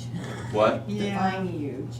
Well, Yeah, no doubt. Well, Phone systems are expensive. Yeah. are they? Okay, well, maybe it costs more than I thought. But then the digitization of some, of the records and the recorders in the auditor's office, and I know a number of counties are doing that, are looking at doing that. So people don't have to come in if they wanna go get one of those 75-pound books down and speed through it. And I don't know, if you had a chance to. I've check some- contacted David Frank with ARCA Search, and he called me yesterday and he was gonna contact Natalie, because when I emailed him, I says, we only have 298 books, deed books that need to be digitized, and I forget, maybe 76 grantor grantee books that need to be digitized. And he goes, I like that you said only. So he's gonna contact Natalie to get some information, and then he's gonna have to come and look at the books to get an idea on what it would cost. And he said they are really being swamped with counties wanting to do a lot of this, so. He said he had already planned to do Clinton counties he said 7 months ago, and they're just now getting set up and started to do all the digitizing. This was a project that was scheduled before all of this even came through, but they were gonna do it anyway. Is that an extremely long process, Terry, for, what? Digitizing? Yeah, is that? You have to take, if you ever watch the video that they have, they take the book, they lay it out, and they've got this machine that it sets on, and it slowly compresses it and flattens it out so you get good photos of each page. And they're very good, clear photos. And then what they do is, for the ones that are typed, it automatically does the OCR thing and can figure out township, section, township, and range, or some of that information, and it can organize them and stuff. But I think a lot of the handwritten ones has to physically be indexed, or so that they can find them. When you talked to them, did they say how long of a time period it was gonna take them to? Oh, no, Okay. no, they're gonna come up with the cost first, just to let us know. So if it was only 32,000 for, how many record books do we have back there? We have 20? And then I think, so that might have been maybe close to 50 books, I think, that I was gonna have digitized with the transfer books and the board minute books. So we're probably close to 50 maybe. Does that include the cost of the software? That's for them to do everything. And that's to And get that- it so that you can search by section, township, and range, and So, I mean, we're talking, it's, the cost that they gave us was 32,000 for possibly 50 books, so. So if we How have many more you 298 plus, got? 300? yeah. So that's gonna be a big expense. 10 or 15 years ago, Washington County hired a company to come in and digitize, just in the secondary roads department, they paid for it. Digitize plans and such. No, you're talking larger scale stuff, larger form, but they spent $100,000. Oh, yeah, I imagine it'll be a very expensive project. If you got 300 books, and you're looking at. Because 180, these are the 200 grand. books, the earlier, the more recent ones, a lot of those, they are, well, of course, land records, everything's digitized electronic. And then they've had microfilm for, I think, up into the early 70s, late 60s. And those are and they were transferring those from microfilm to digitization. But anything else, I think clear up to book 298 or whatever it was. So we're talking about book 1 of deeds, up to 298 are ones that need to be done yet. And those older books are the ones that are really fragile. Did, when we talk about phone systems, did you ask ISAC about the phone system? I think I did email them in there and told them about, because that was an issue even during COVID. It's been an issue for a long time, but it was, even COVID the health exacerbated it. department. Yep, because even though people were trying to contact the health department, it was rolling over to us, and well, I thought I called the health department, and it's just been an issue for a while. So. our lines during the election rolled to the sheriff's office, And the assessor. because there was just too much volume, they Yeah. just couldn't handle it. Anyway, so we've got a number of things that we don't like, so public health building probably our priority we should have. I don't think, Jim just said that, we talked about that several times. And we've had meetings here with all the elected officials and department heads, so coming up with ideas. So we've got the public health building and the digitization and new phone system.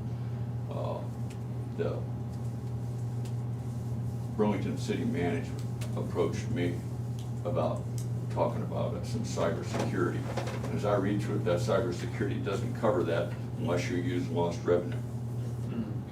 And I could be wrong about that. I could be wrong about a whole hell of a lot of this. Is there a draft lost revenue calculation? I'm working on it. We're working on it. But anyway. There's a potential for that, yeah. So, Most counties have potential for that or whatever. Yeah, we're definitely, if we can't show that we gained at least 4.1% increase in revenue, then they will historical 3 years or something like that, expected growth. We get to It's subtract their out all expected federal. growth, ours is less than that. My issue is trying to, there's a lot of grant money that comes into the county. Right. And a lot of it is split between federal and state dollars. So I have to split those out because we can only exclude the federal dollars from our calculation. So that's what I've been working on. Has the state gotten back to you? Stacks. Department of Management gotten back to you on that? Yeah. Have they given you any information yet? Well, I finally took it upon myself to get a hold of local health, who has the majority of our federal funded grants. Yeah. And I have gone through all of their records and copied the page that shows the split between the federal and state dollars. Okay. So I almost have a figure for you. See, Okay. Mac. If I wasn't in here, sitting here right now, you'd probably have it. Well, We're this close. that's. Just don't go look at her that's- desktop. Well, Don't look anyway, at the top of my desk. so we're, in broad strokes here, so anyway, so we have some things that we think the county really needs. I'm sure there's gonna be some money on top of that, that's left on that out of the whole thing. We're getting $7.5 million Right. ballpark, so we've got almost $3.8 million sitting in the bank now.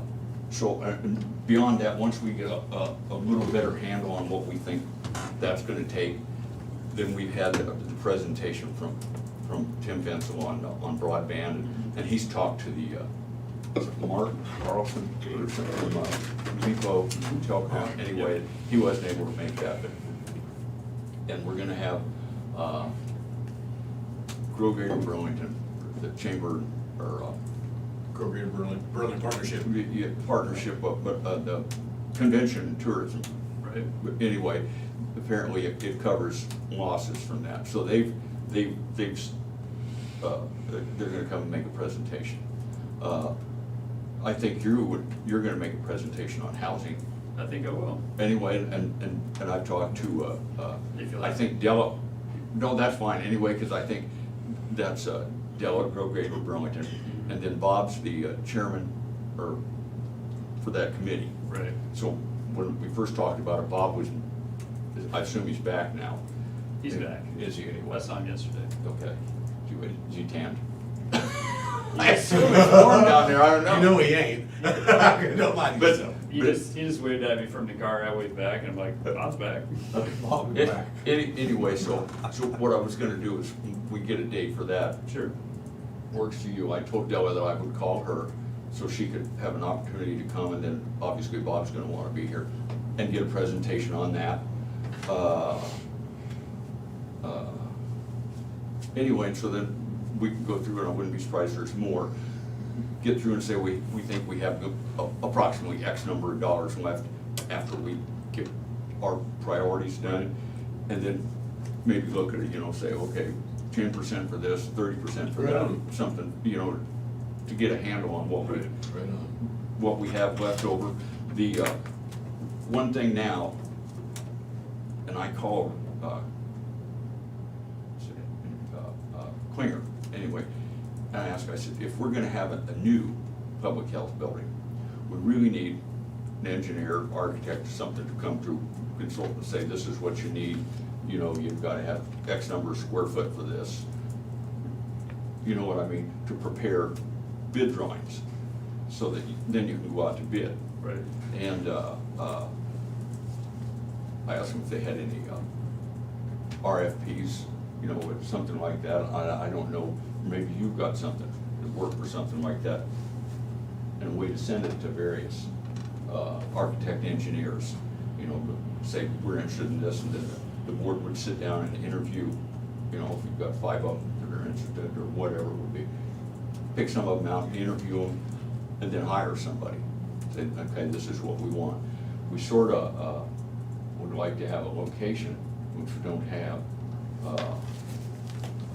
I've reached out for at least one location and haven't gotten a response, so I don't know whether that's a good thing or a bad thing.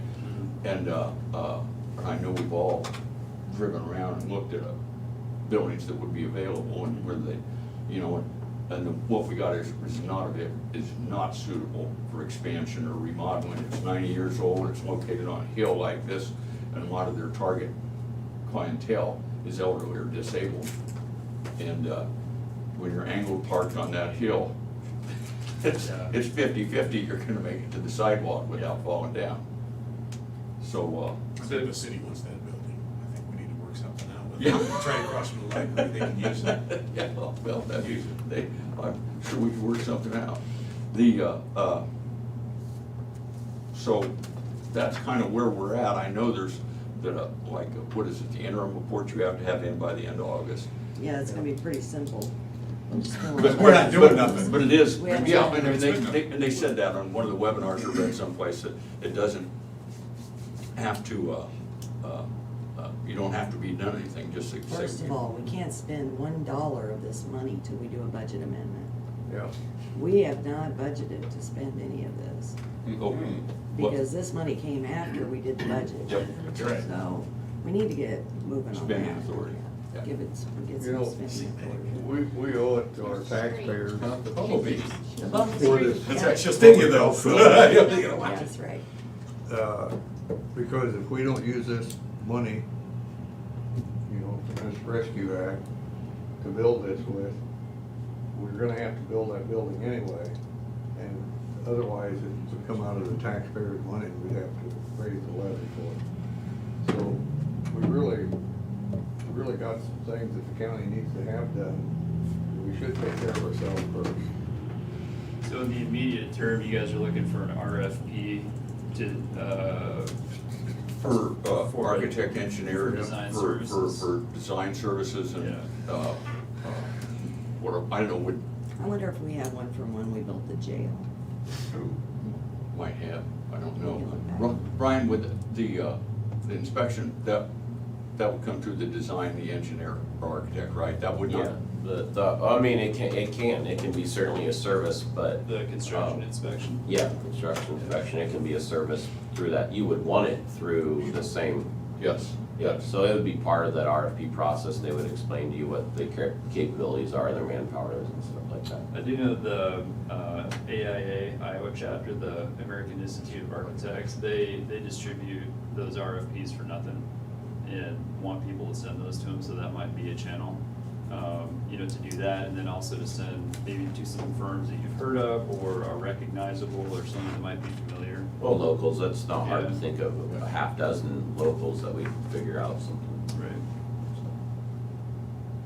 But anyway, so, But really, it's probably more of an RFQ, because you're not really, so the RFQ, you would just select on their qualifications and then negotiate a design contract, unless you want a firm price for them to give you for the design and bidding services.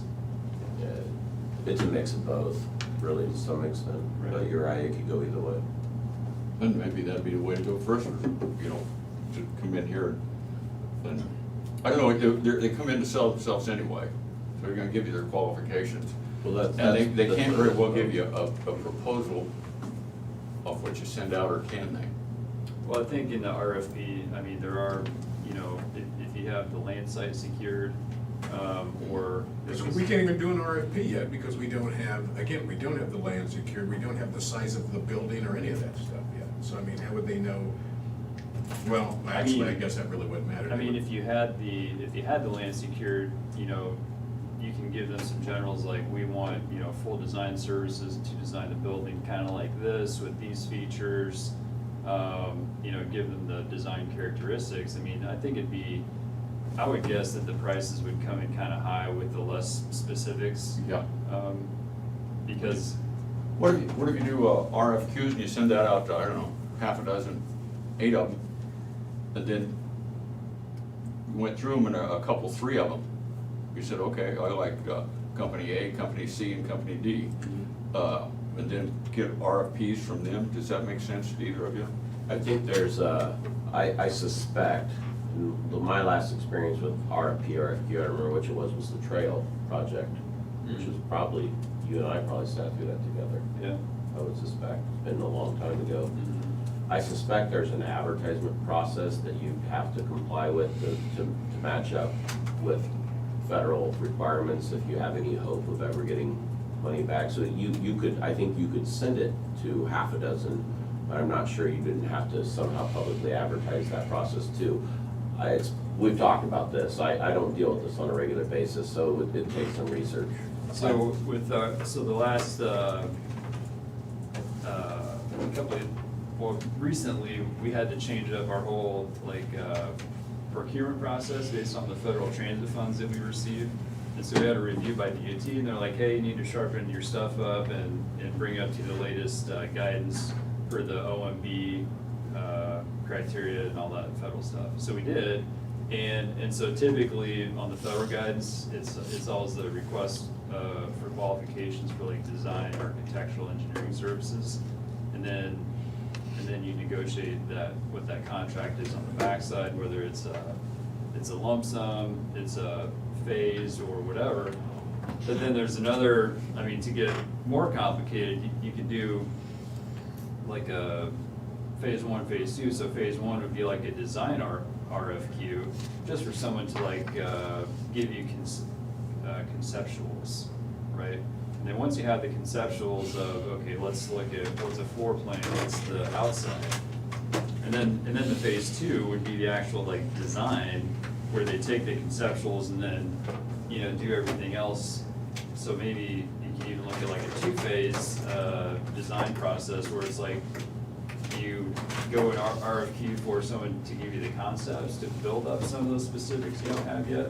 And then phase two would be to actually do all the design and construction documents, which then you can use for the bid document. I like that. Thomas, he's got that look on his face, I can't tell what he's thinking. Are you making Oh, face well, I talking can think, I'm about thinking. RF processes? Sounds kind of like a pain in the ass, wouldn't it?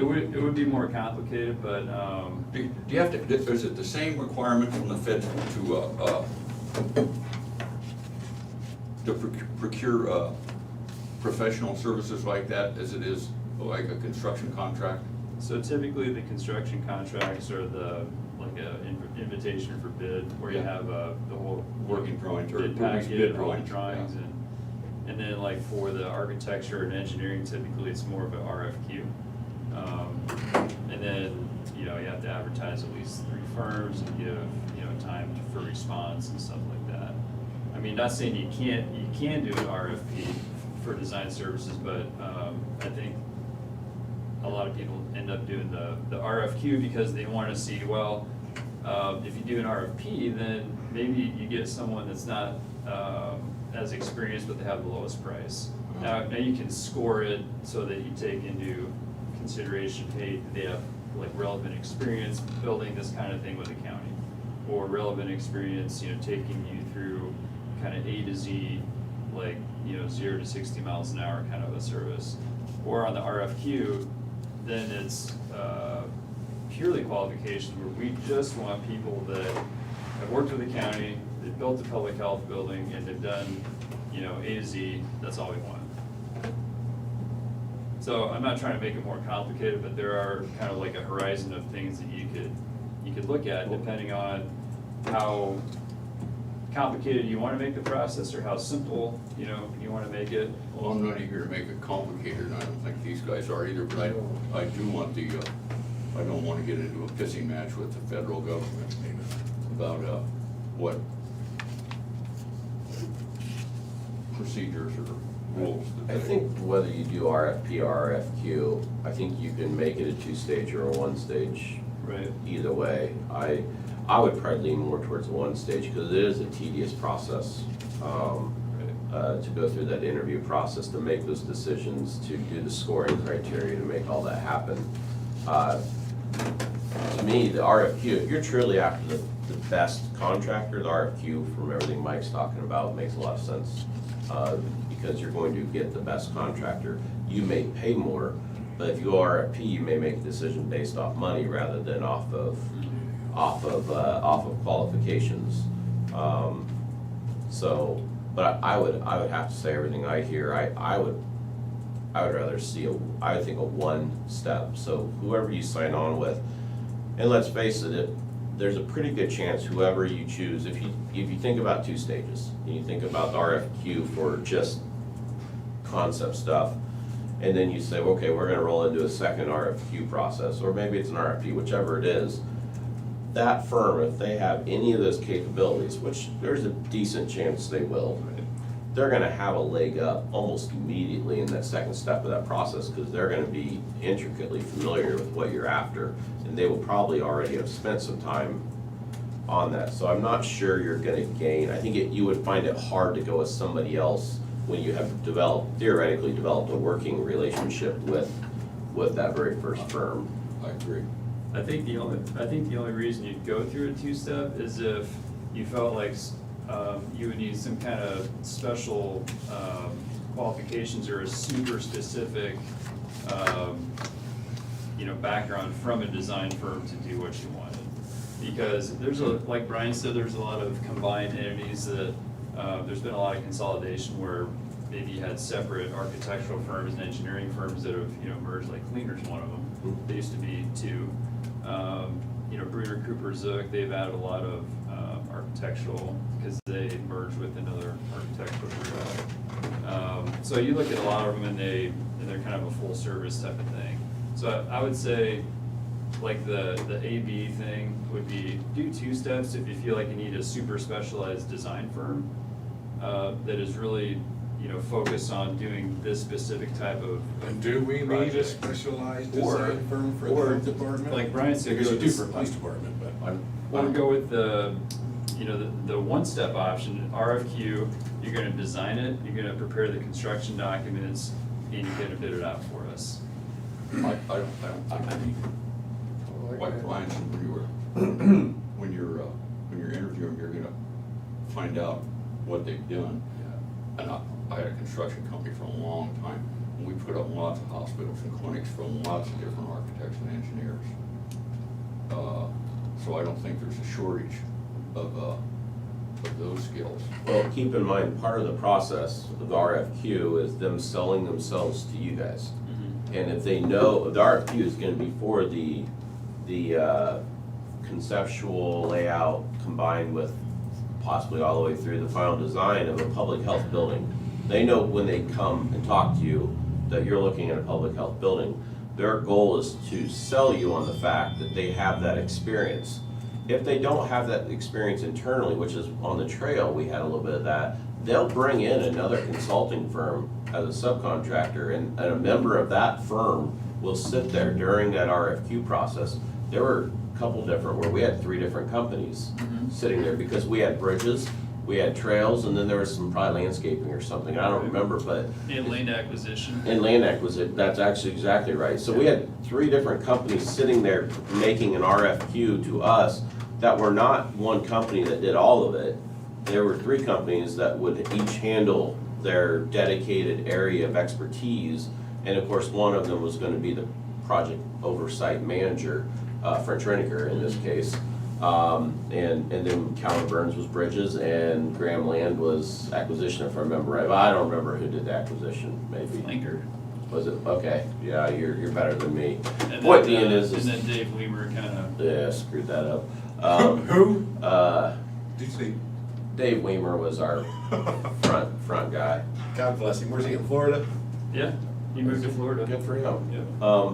Anyway, point being is if they don't have something to like hit the home run and they really want this, they're gonna go get something Right. to show you, we're gonna have this person or this company or this whatever on our design team to understand it. So it is a very specialized situation, but you're not designing a hospital, I might add. You are talking about an office building Right. with some specialty things and specialty whatever they have at public health, but they're not a hospital. You know, when you start thinking about specialty buildings, the hospital is as specialized as it gets. You're talking about a building that meets the needs of whatever public health needs, But with a caveat that public health has changed a little bit over the last couple of years. Absolutely. So making this move and doing this building, knowing that there's still maybe a few changes coming that we'd rather be prepared for than say, oh darn, why didn't we do that, guys? Unanticipate 'em. So, do we need that professional coming in with the climate and the way things are with COVID and all this stuff? I think you want that professional, but it's their job to sell to you. Yeah. And that's all I'm saying, is that they're gonna be trying to show you, hey, we can handle this. We just did this public health building in, wherever, Wisconsin, you know, and Here's the pictures, we, right? you know, we did, they're not gonna come in and say, well, we built a building over there once, I mean, it was a bank. But that's not the way they're gonna sell themselves. Yeah. So, no matter whether they do 1 or 2 phase, they're gonna sell themselves as best they can and present the evidence that they're comfortable with what you're wanting. So kind of like that one phase with the, where they're gonna come in and bring their expertise in if they don't know it. But the only difference between RFP and RFQ is, again, if you go RFQ, you're gonna make a decision based off what is the best for the county, not the cheapest. Yeah. It is really, background, it's really hard to remove. their Yeah. qualifications. Yeah, exactly, which you want, that's what we're talking about. So if you go RFQ, you're gonna say, no, we're not picking them because they built a bank. They didn't do public, this other guy, they did a public health office in Wisconsin, or whatever it is. And then you're gonna start negotiating the terms, and it's, you know, I'm guilty of the same thing. If you start bringing dollars in, it skews my decision-making process. I start weighing, we were talking about it a little earlier, I start weighing, okay, Right on. this is cheaper, can I get by? Whereas if you go RFQ, you're gonna have somebody that to negotiate with, and yeah, you may sit there in the back of your head and say, I bet they've been cheaper, but you're gonna have chosen, and then you're gonna negotiate your fees from there. So you're saying, what you're saying is you think that we could get cheaper if we avoided the RFQ? I'm saying that you have a harder time making a purely best for the situation decision if you have financial numbers sitting in front of you at the same time as information. That's all I'm saying. When you bring dollars into it, it is another factor. And if you want that factor, then you need to bring that factor into it and probably go RFP. If you go RFQ, you are really truly trying to pick the best group of consultants or consultants for your project, and then you're going from there. I think just to follow on what Brian was saying, which is excellent. Oh, well, thanks. Good job. I took the lead from you. Checks in the mail, Brian. Well, I guess I'm kind of sold on that myself, between you two guys are experienced in that. If you don't know exactly what you want, I would go more with the RFQ, because Yeah. you're gonna go through kind of a discovery phase of things for the building, consultation with public health. Because, you know, if it's in a proposal, like, you really need to list all the stuff out you want them to do. Because if you don't, it's gonna be a Right. harder time to really get to I have a wish list. You go. comparison But I- prices, But I right? think it might Because be pared down a little bit, but. firm What's A your may wish say, list? well, I think it's this. Firm B say, well, it's really this. And then, you know, firm C is like, no, it's really that. And then, you know, and maybe you want this, but you really didn't describe it. So then comparing all the prices is tough, which with the RFQ, you're really just inviting them into the process to develop all these specifics, pick someone that has the experience, has the approach that you like, can get you to where you want to go. You negotiate on the end, and I mean, a lot of these design fees, they base it off your assumed building costs, based on you know, means cost data for square footage. So what do you think, 8 to 12%? Yeah, I mean, they're in the business of knowing what to Right. charge. Right. And so that's probably the easy part for them, almost to some extent. And the other thing I mentioned, the RFQ process, which is the part probably that I like the best out of that, is you may have, I'll use what is the new, the Ken Heidemann, what's that area called? Seal Reef? Link. Cottonwood? Cottonwood. Oh, Cottonwood. Okay. As an example, and I've said this to you guys before, that's an area where all of a sudden the board got cheap, and on the tail end, they didn't want the inspection costs. So they wanted the consulting firm out there as little as possible. That went through Klinger or whoever that all it was, and next thing you knew, they had problems during construction. In fact, we ended up over there, of all people, because they weren't set up to, they wanted to save money. That's what it came down to. They're trying to save money. And they ended up with issues that we ended up with every I got a whole single, list if you guys want to. every single week, we end up out there, when they finally came to light and they started realizing they had problems, there was weekly meetings out there. And you should not be having weekly meetings with board members and budget people and county engineers On a Maintenance. construction. and the latter half of a construction project and maintenance for it, and they should not be calling you and saying, hey, would you come over and test this concrete because we didn't think about it and we don't wanna spend them, and stuff like that. So my point is, The building's done and the bathroom isn't big enough for a wheelchair. okay, so my point is that if you go the RFQ process, Yeah, that's what, I don't wanna be, I don't be signing off on nothing like that. you may have 3 firms sit here that say, oh yeah, we've all done public health buildings, or we've done whatever, and all this, and then you start looking at the whole process. Okay, are you set up, let's see if they sell you that they're set up to handle it all the way through. You know, not only do we have an architect to give you the concepts, and we have a person familiar with this type of design, but we also have an engineer that can handle the structural side of the design of this. We have a site layout engineer or architect to help, because we know that through our process, we know that you're gonna want drive-through bays for drive-through clinics, and you need some special cold storage because of this new thing that's, COVID, and these things need to be, and how that's gotta be locked, and whatever all the specialty stuff is that they deal with that I have no idea. And then they'll say, and we'll see this through for you also. We have certified technicians on staff to see it through the inspection stage, and we have a surveying crew that can come out and make sure that this stuff gets put in properly, Right on. drainage-wise, site design, and all, big picture, not just making sure you get the right building, but making sure the site works. And that's something you can put in the RFQ, for your prioritization criteria. You can list all those things that Yeah. Brian said. We want a full service contract. Turnkey, With really. all these things, one process, one kind of a master contract. If a group brings in subs, maybe they don't have a electrical engineer or a structural, but a lot of those are kind of specialized firms sometimes, unless you're a bigger firm. So I think with the right preparation, you can address all that into the RFQ, so that you send the right signal to the market. They can assemble the right team to what you want. They make the presentation, and then you guys choose who you think is best. I agree with that. Junk in, junk out, good information in, good RFQ. Yeah. How long would a process, like if you send out bid drawings, you give people maybe 4 weeks? You're talking for an RFQ process, or you're talking about for a design process? Say you go through the RFQ to pick somebody. So you send out your RFQs and 4 people respond. I mean, this is gonna be a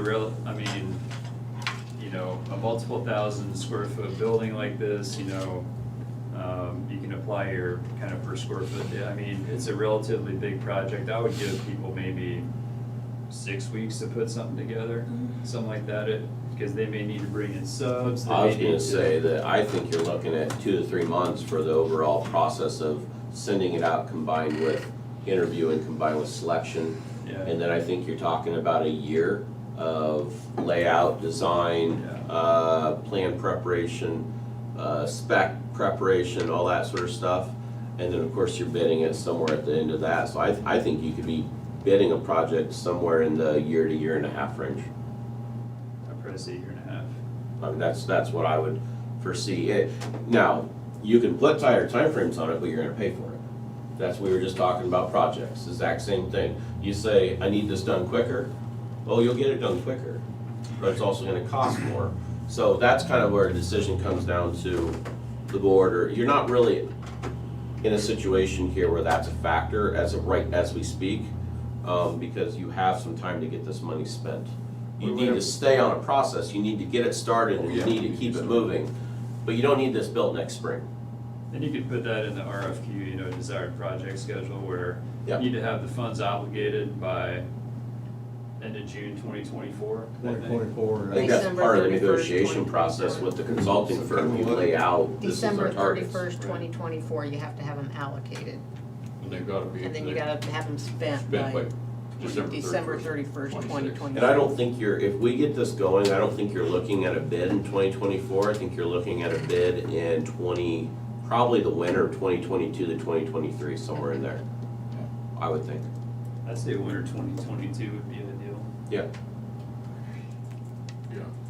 I mean, maybe it can be shorter. Stick and find a. But still, it's gonna be a Find a year. place to put this.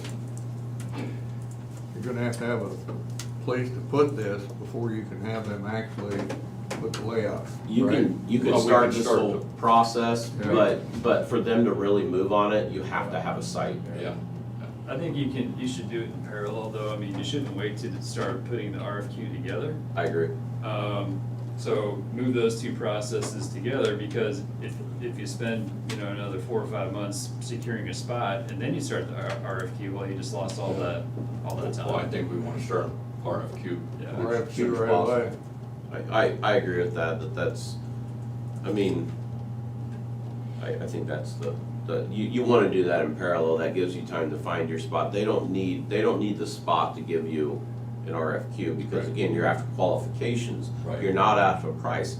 You probably either need a site or need to have a serious idea of a couple sites if you're gonna ask for money. But the only changes, pretty much in those sites, are if it's a level ground site or if it's on a hill. Outside of that, I mean, if it's level, I don't think there's gonna be much changes. But it doesn't access, Depends on, that sort of is thing. it a long, narrow piece of ground, or is it a square piece of ground, or? All I'm saying is there's no way for them to give you, once you start negotiating, it's really hard for them to negotiate with you and tell you what things are gonna cost. You may say, we're really thinking 4,000 square foot, and they came back and say, well, the last public health building we did cost this many dollars per square foot, which is gonna be higher than an average building, obviously. And then you look at current construction costs and how are you gonna estimate those? So let's just say we're gonna put in another 20% because of the current cost of materials and not knowing.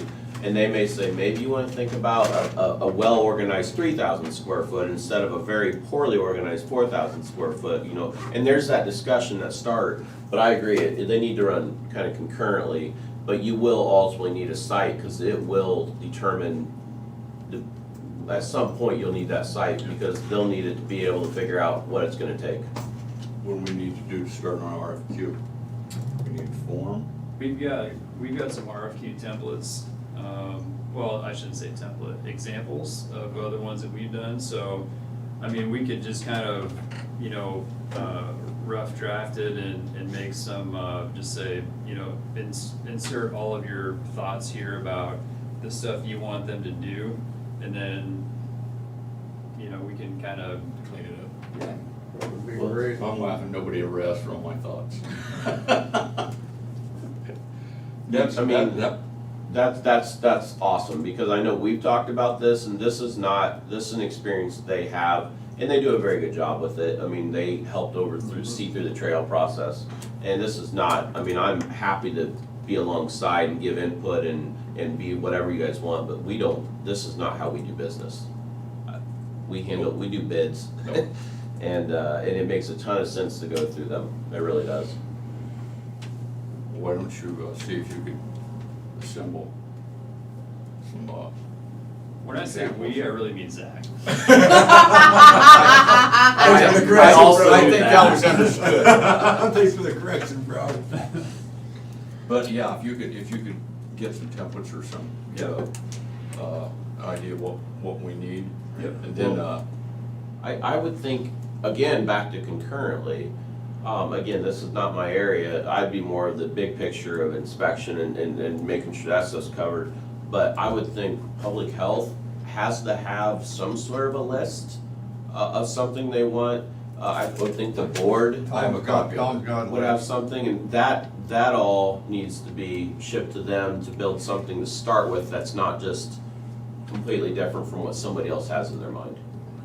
I agree. I mean, if you wanna put the signal out now to public health, unless you've already got something like, okay, what. I've got something I'm gonna talk to them about And so, before I show it. we're not gonna have 20 pages of detail, because that's part of the whole design and discovery process, but you want enough detail to say, this is. Think of the basic, This is the kind of thing that you're gonna need to design. If you're too generic, it's no different than a job application. Right. You end up with people coming and asking and Right. possibly even applying for it that don't have that expertise. So you want enough detail that they know what they're coming after and they know that they can meet it, and not so generic that it just says, oh, we want a 4,000 square foot building.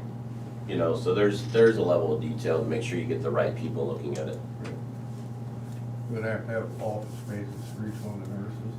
Yeah, and that's probably where you come up with, you're like, I want 10 work offices, no less than X amount of, and that's, you don't need to get to that square footage in this, but you're gonna say, you know, a office building used for public health purposes, and, you know, you're gonna get some detail, just not too much. you're gonna do a work session, Tommy, after we get the RFQ stuff, so we can sit down with Krista and That'd be fine. I've got some stuff before I should talk to her about her vision, what's practical and what isn't, why she wants this or that. Rather than drag her in front of everybody. Right on. And go through that, I'll, you know, because I've talked to her privately about Right. this, because, but yeah, we can have a work session, but if you start coming up with that stuff and we'll get some, so this is what we need, and this is what we have to have. This was a couple, 3 things, maybe, possibly, you know, depending on cost. And I don't know whether they need that deep freeze or not. I know they need it for the COVID vaccines, but they can, thousands of them out at Great River, and I don't know that there's very many, there's a handful of places. I think Great River was the only one in this area that can have it, that capacity here. Some of those kind of dynamics come down to a little bit like Shane said earlier. What do you need more futuristic than you do current? Because, well, let's face it, what's 5 years from now, if at all you can anticipate that? And then what are we going to spend?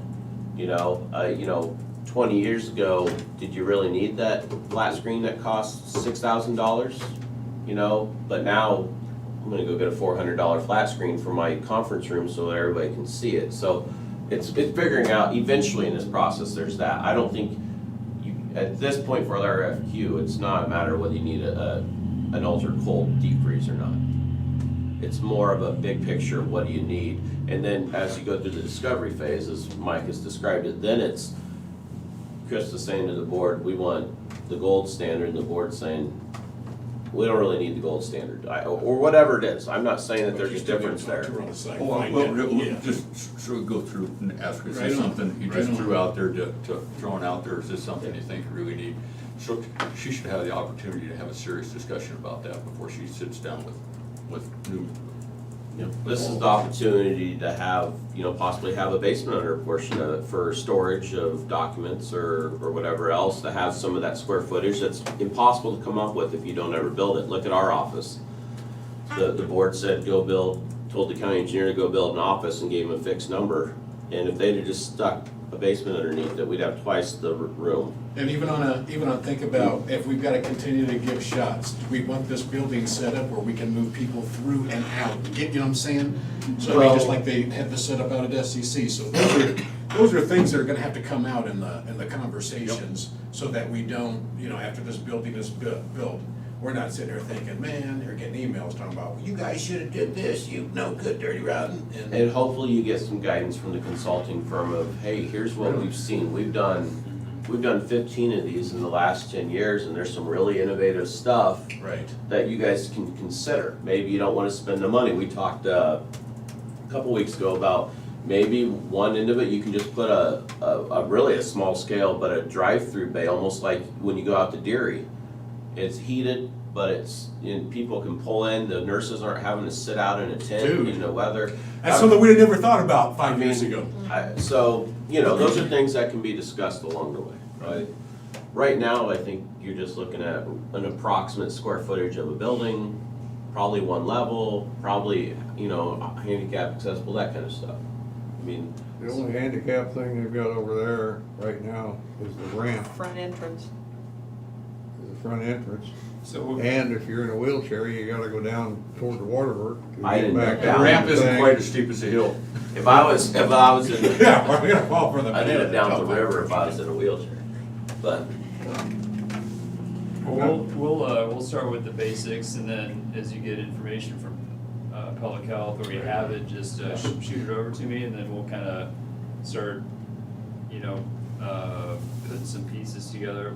And I would guess that we'll probably want to look at a couple different drafts, just to check, double check, and then, Right on. we don't do this, build a whole public health building all the time, so, we got a little bit of time to make sure the steps feel good. We got Mike Norris, boys. Or Chuck, as I like to call him. Or should I say Zach? Yeah, both of us. It'd be nice Bring to it find on out to you. That's right, yeah. what we're gonna spend, what we've got left, so we can distribute some of this money Yeah. to help out through the Yeah. rest of the county, like for housing and for broadband and stuff like that. Yeah. But we do owe it to our taxpayers for that public health, so we don't have to start raising a levy to pay for something like that. And all along in the whole background, you also need to, again, concurrently continue to make sure that you're comfortable if this is where you can spend the money. Because there are a lot of conflicting reports out there. Now, maybe the board's committed to doing something here no matter what, but I think the bulk of this conversation is being had as far as in the building, because there's some, obviously, COVID money flying around. I don't know that you are intending to go spend multi-million dollars on a brand new building at this point, so. There, it references at least one spot in there that's part of what is envisioned is capital expenditures for public clinics and stuff like that, so, and I commented on their, on that, interim final rule. And I read through, that's a terrible website. You try to get through the comments and all of a sudden you're over here, you don't know where you started, so you gotta backspace forward, then it takes you back to where you were. I couldn't find it, then you, Were you getting frustrated, Tom? no. Anyway, so, but there were a bunch of people asking, so I just flat out asked them, I said, why we would need it. It was COVID related, and ours is unsuitable for, and it was overwhelmed by COVID, blah, blah, blah. Then, I said, am I right in assuming that this, by capital expenditures, envisions the land, the new construction, the equipment and furnishings of that facility.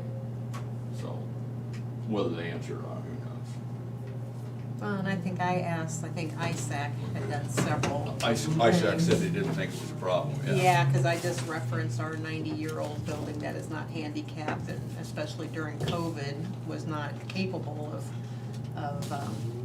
social And- distancing and and everything, I'm good, and they and I- didn't seem to have an issue with it. I think they wrote that stuff, Right back.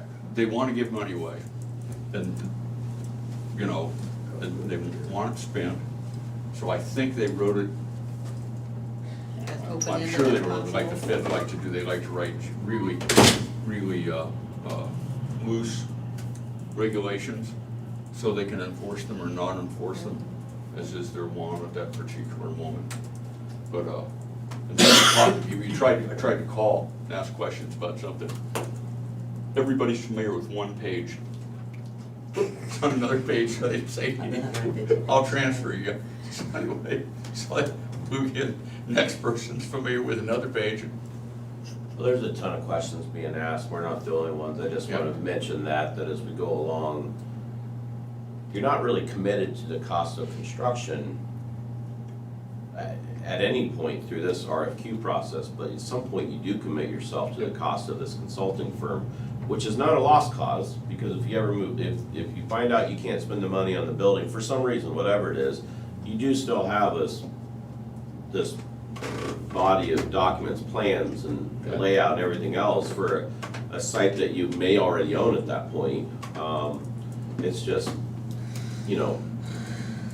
it's just a moving dynamic. Every single meeting you sit in, every single county, city, everybody you talk to are just sitting there waiting for, we think we know, but we're still really making sure we know what we're. I'm not scared at all on the I would- health department building. I would guess that as soon as we're committed to any expense at all, if we send out an RFQ, you know, at that point, does that show up as a project on those quarterly I'm guessing, or is that when we I write don't a think check? it would show up until you actually obligate the money, like, until that's under contract. Piece of contract. We don't have to do the recovery plan performance report because we don't have a population of 250,000 or more. So basically, our reporting is money spent. Okay, well, anyway, if we, whatever our first payment to that, that firm would be, we write a check for them. We put it on our report, and I'm assuming at that moment that they would check and they say, this looks good, or we aren't paying for that. Yeah. And you would Well, know. I mean, and it'll, Or the land or anything, as soon as you wrote your first check, anything to do with that. and I think that's the first thing everybody's gonna do when the final guidance comes out, is they're gonna look up the things that they've already thought about and say, all right, like how clearly is it justified, and if it's not that clearly justified, like, because they want you to fit it within those first four categories. They've got the first four broad general categories, and then it gets super detailed in between each one, so, I think they're serious about those, seems like it. but, Well, and that's but what straight from fits the in those categories legislation. is a little loose. Yeah. I mean, let's face it, this is a typical federal way of doing stuff. Yes, it is. Preach. It's a joke.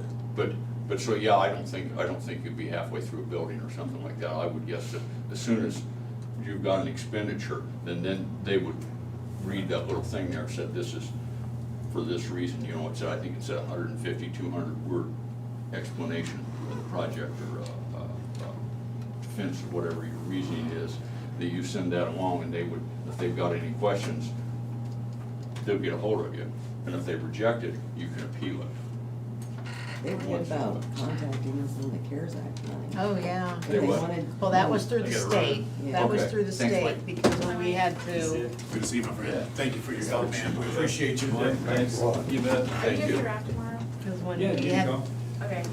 Nick, what did you say about the CARES Act? the CARES Act, whenever we were, we were using it on healthcare, or on our public health and Sure. the sheriff and the jail But, personnel. That's how you know, we just wanna decided watch that them we were grow going and- to. And Man. Kathy was working on that whole spreadsheet, because you had to take out your overtime and everything else. Well, I don't know what yours are And like. we would send The stuff into admin for the them, phone and they is would really email social back and skills. say, hey, we need more detail Yeah, here. phones, yeah. So I'd give it You're to doing Kathy, good then. she would get that detail, we would send it off, and I think we did that 2 or 3 times before they finally got Made this everything that far, they you've done wanted. good. Maddie's got her own. Social pressure. Like I said, if we'd have to wait till we write a check for something, then they would go through it, but I'm sorry with that. Like Shane said, Like I'm you not can't really use the sure. tracking software on there like you can on the regular ones. Spying on your kids. I absolutely. COVID. I'm not I scared. think it's easily justifiable. It's Yeah, I Mike. think it's easily See you, justifiable. Mike. So, thanks, Mike. Thank you, Mike. I'll tell you what, the other day, I was going up the hill. Are we on recording yet? Yep. I was Yeah, we're going still up the hill, like, Yeah. but there was an elderly lady that was parked toward the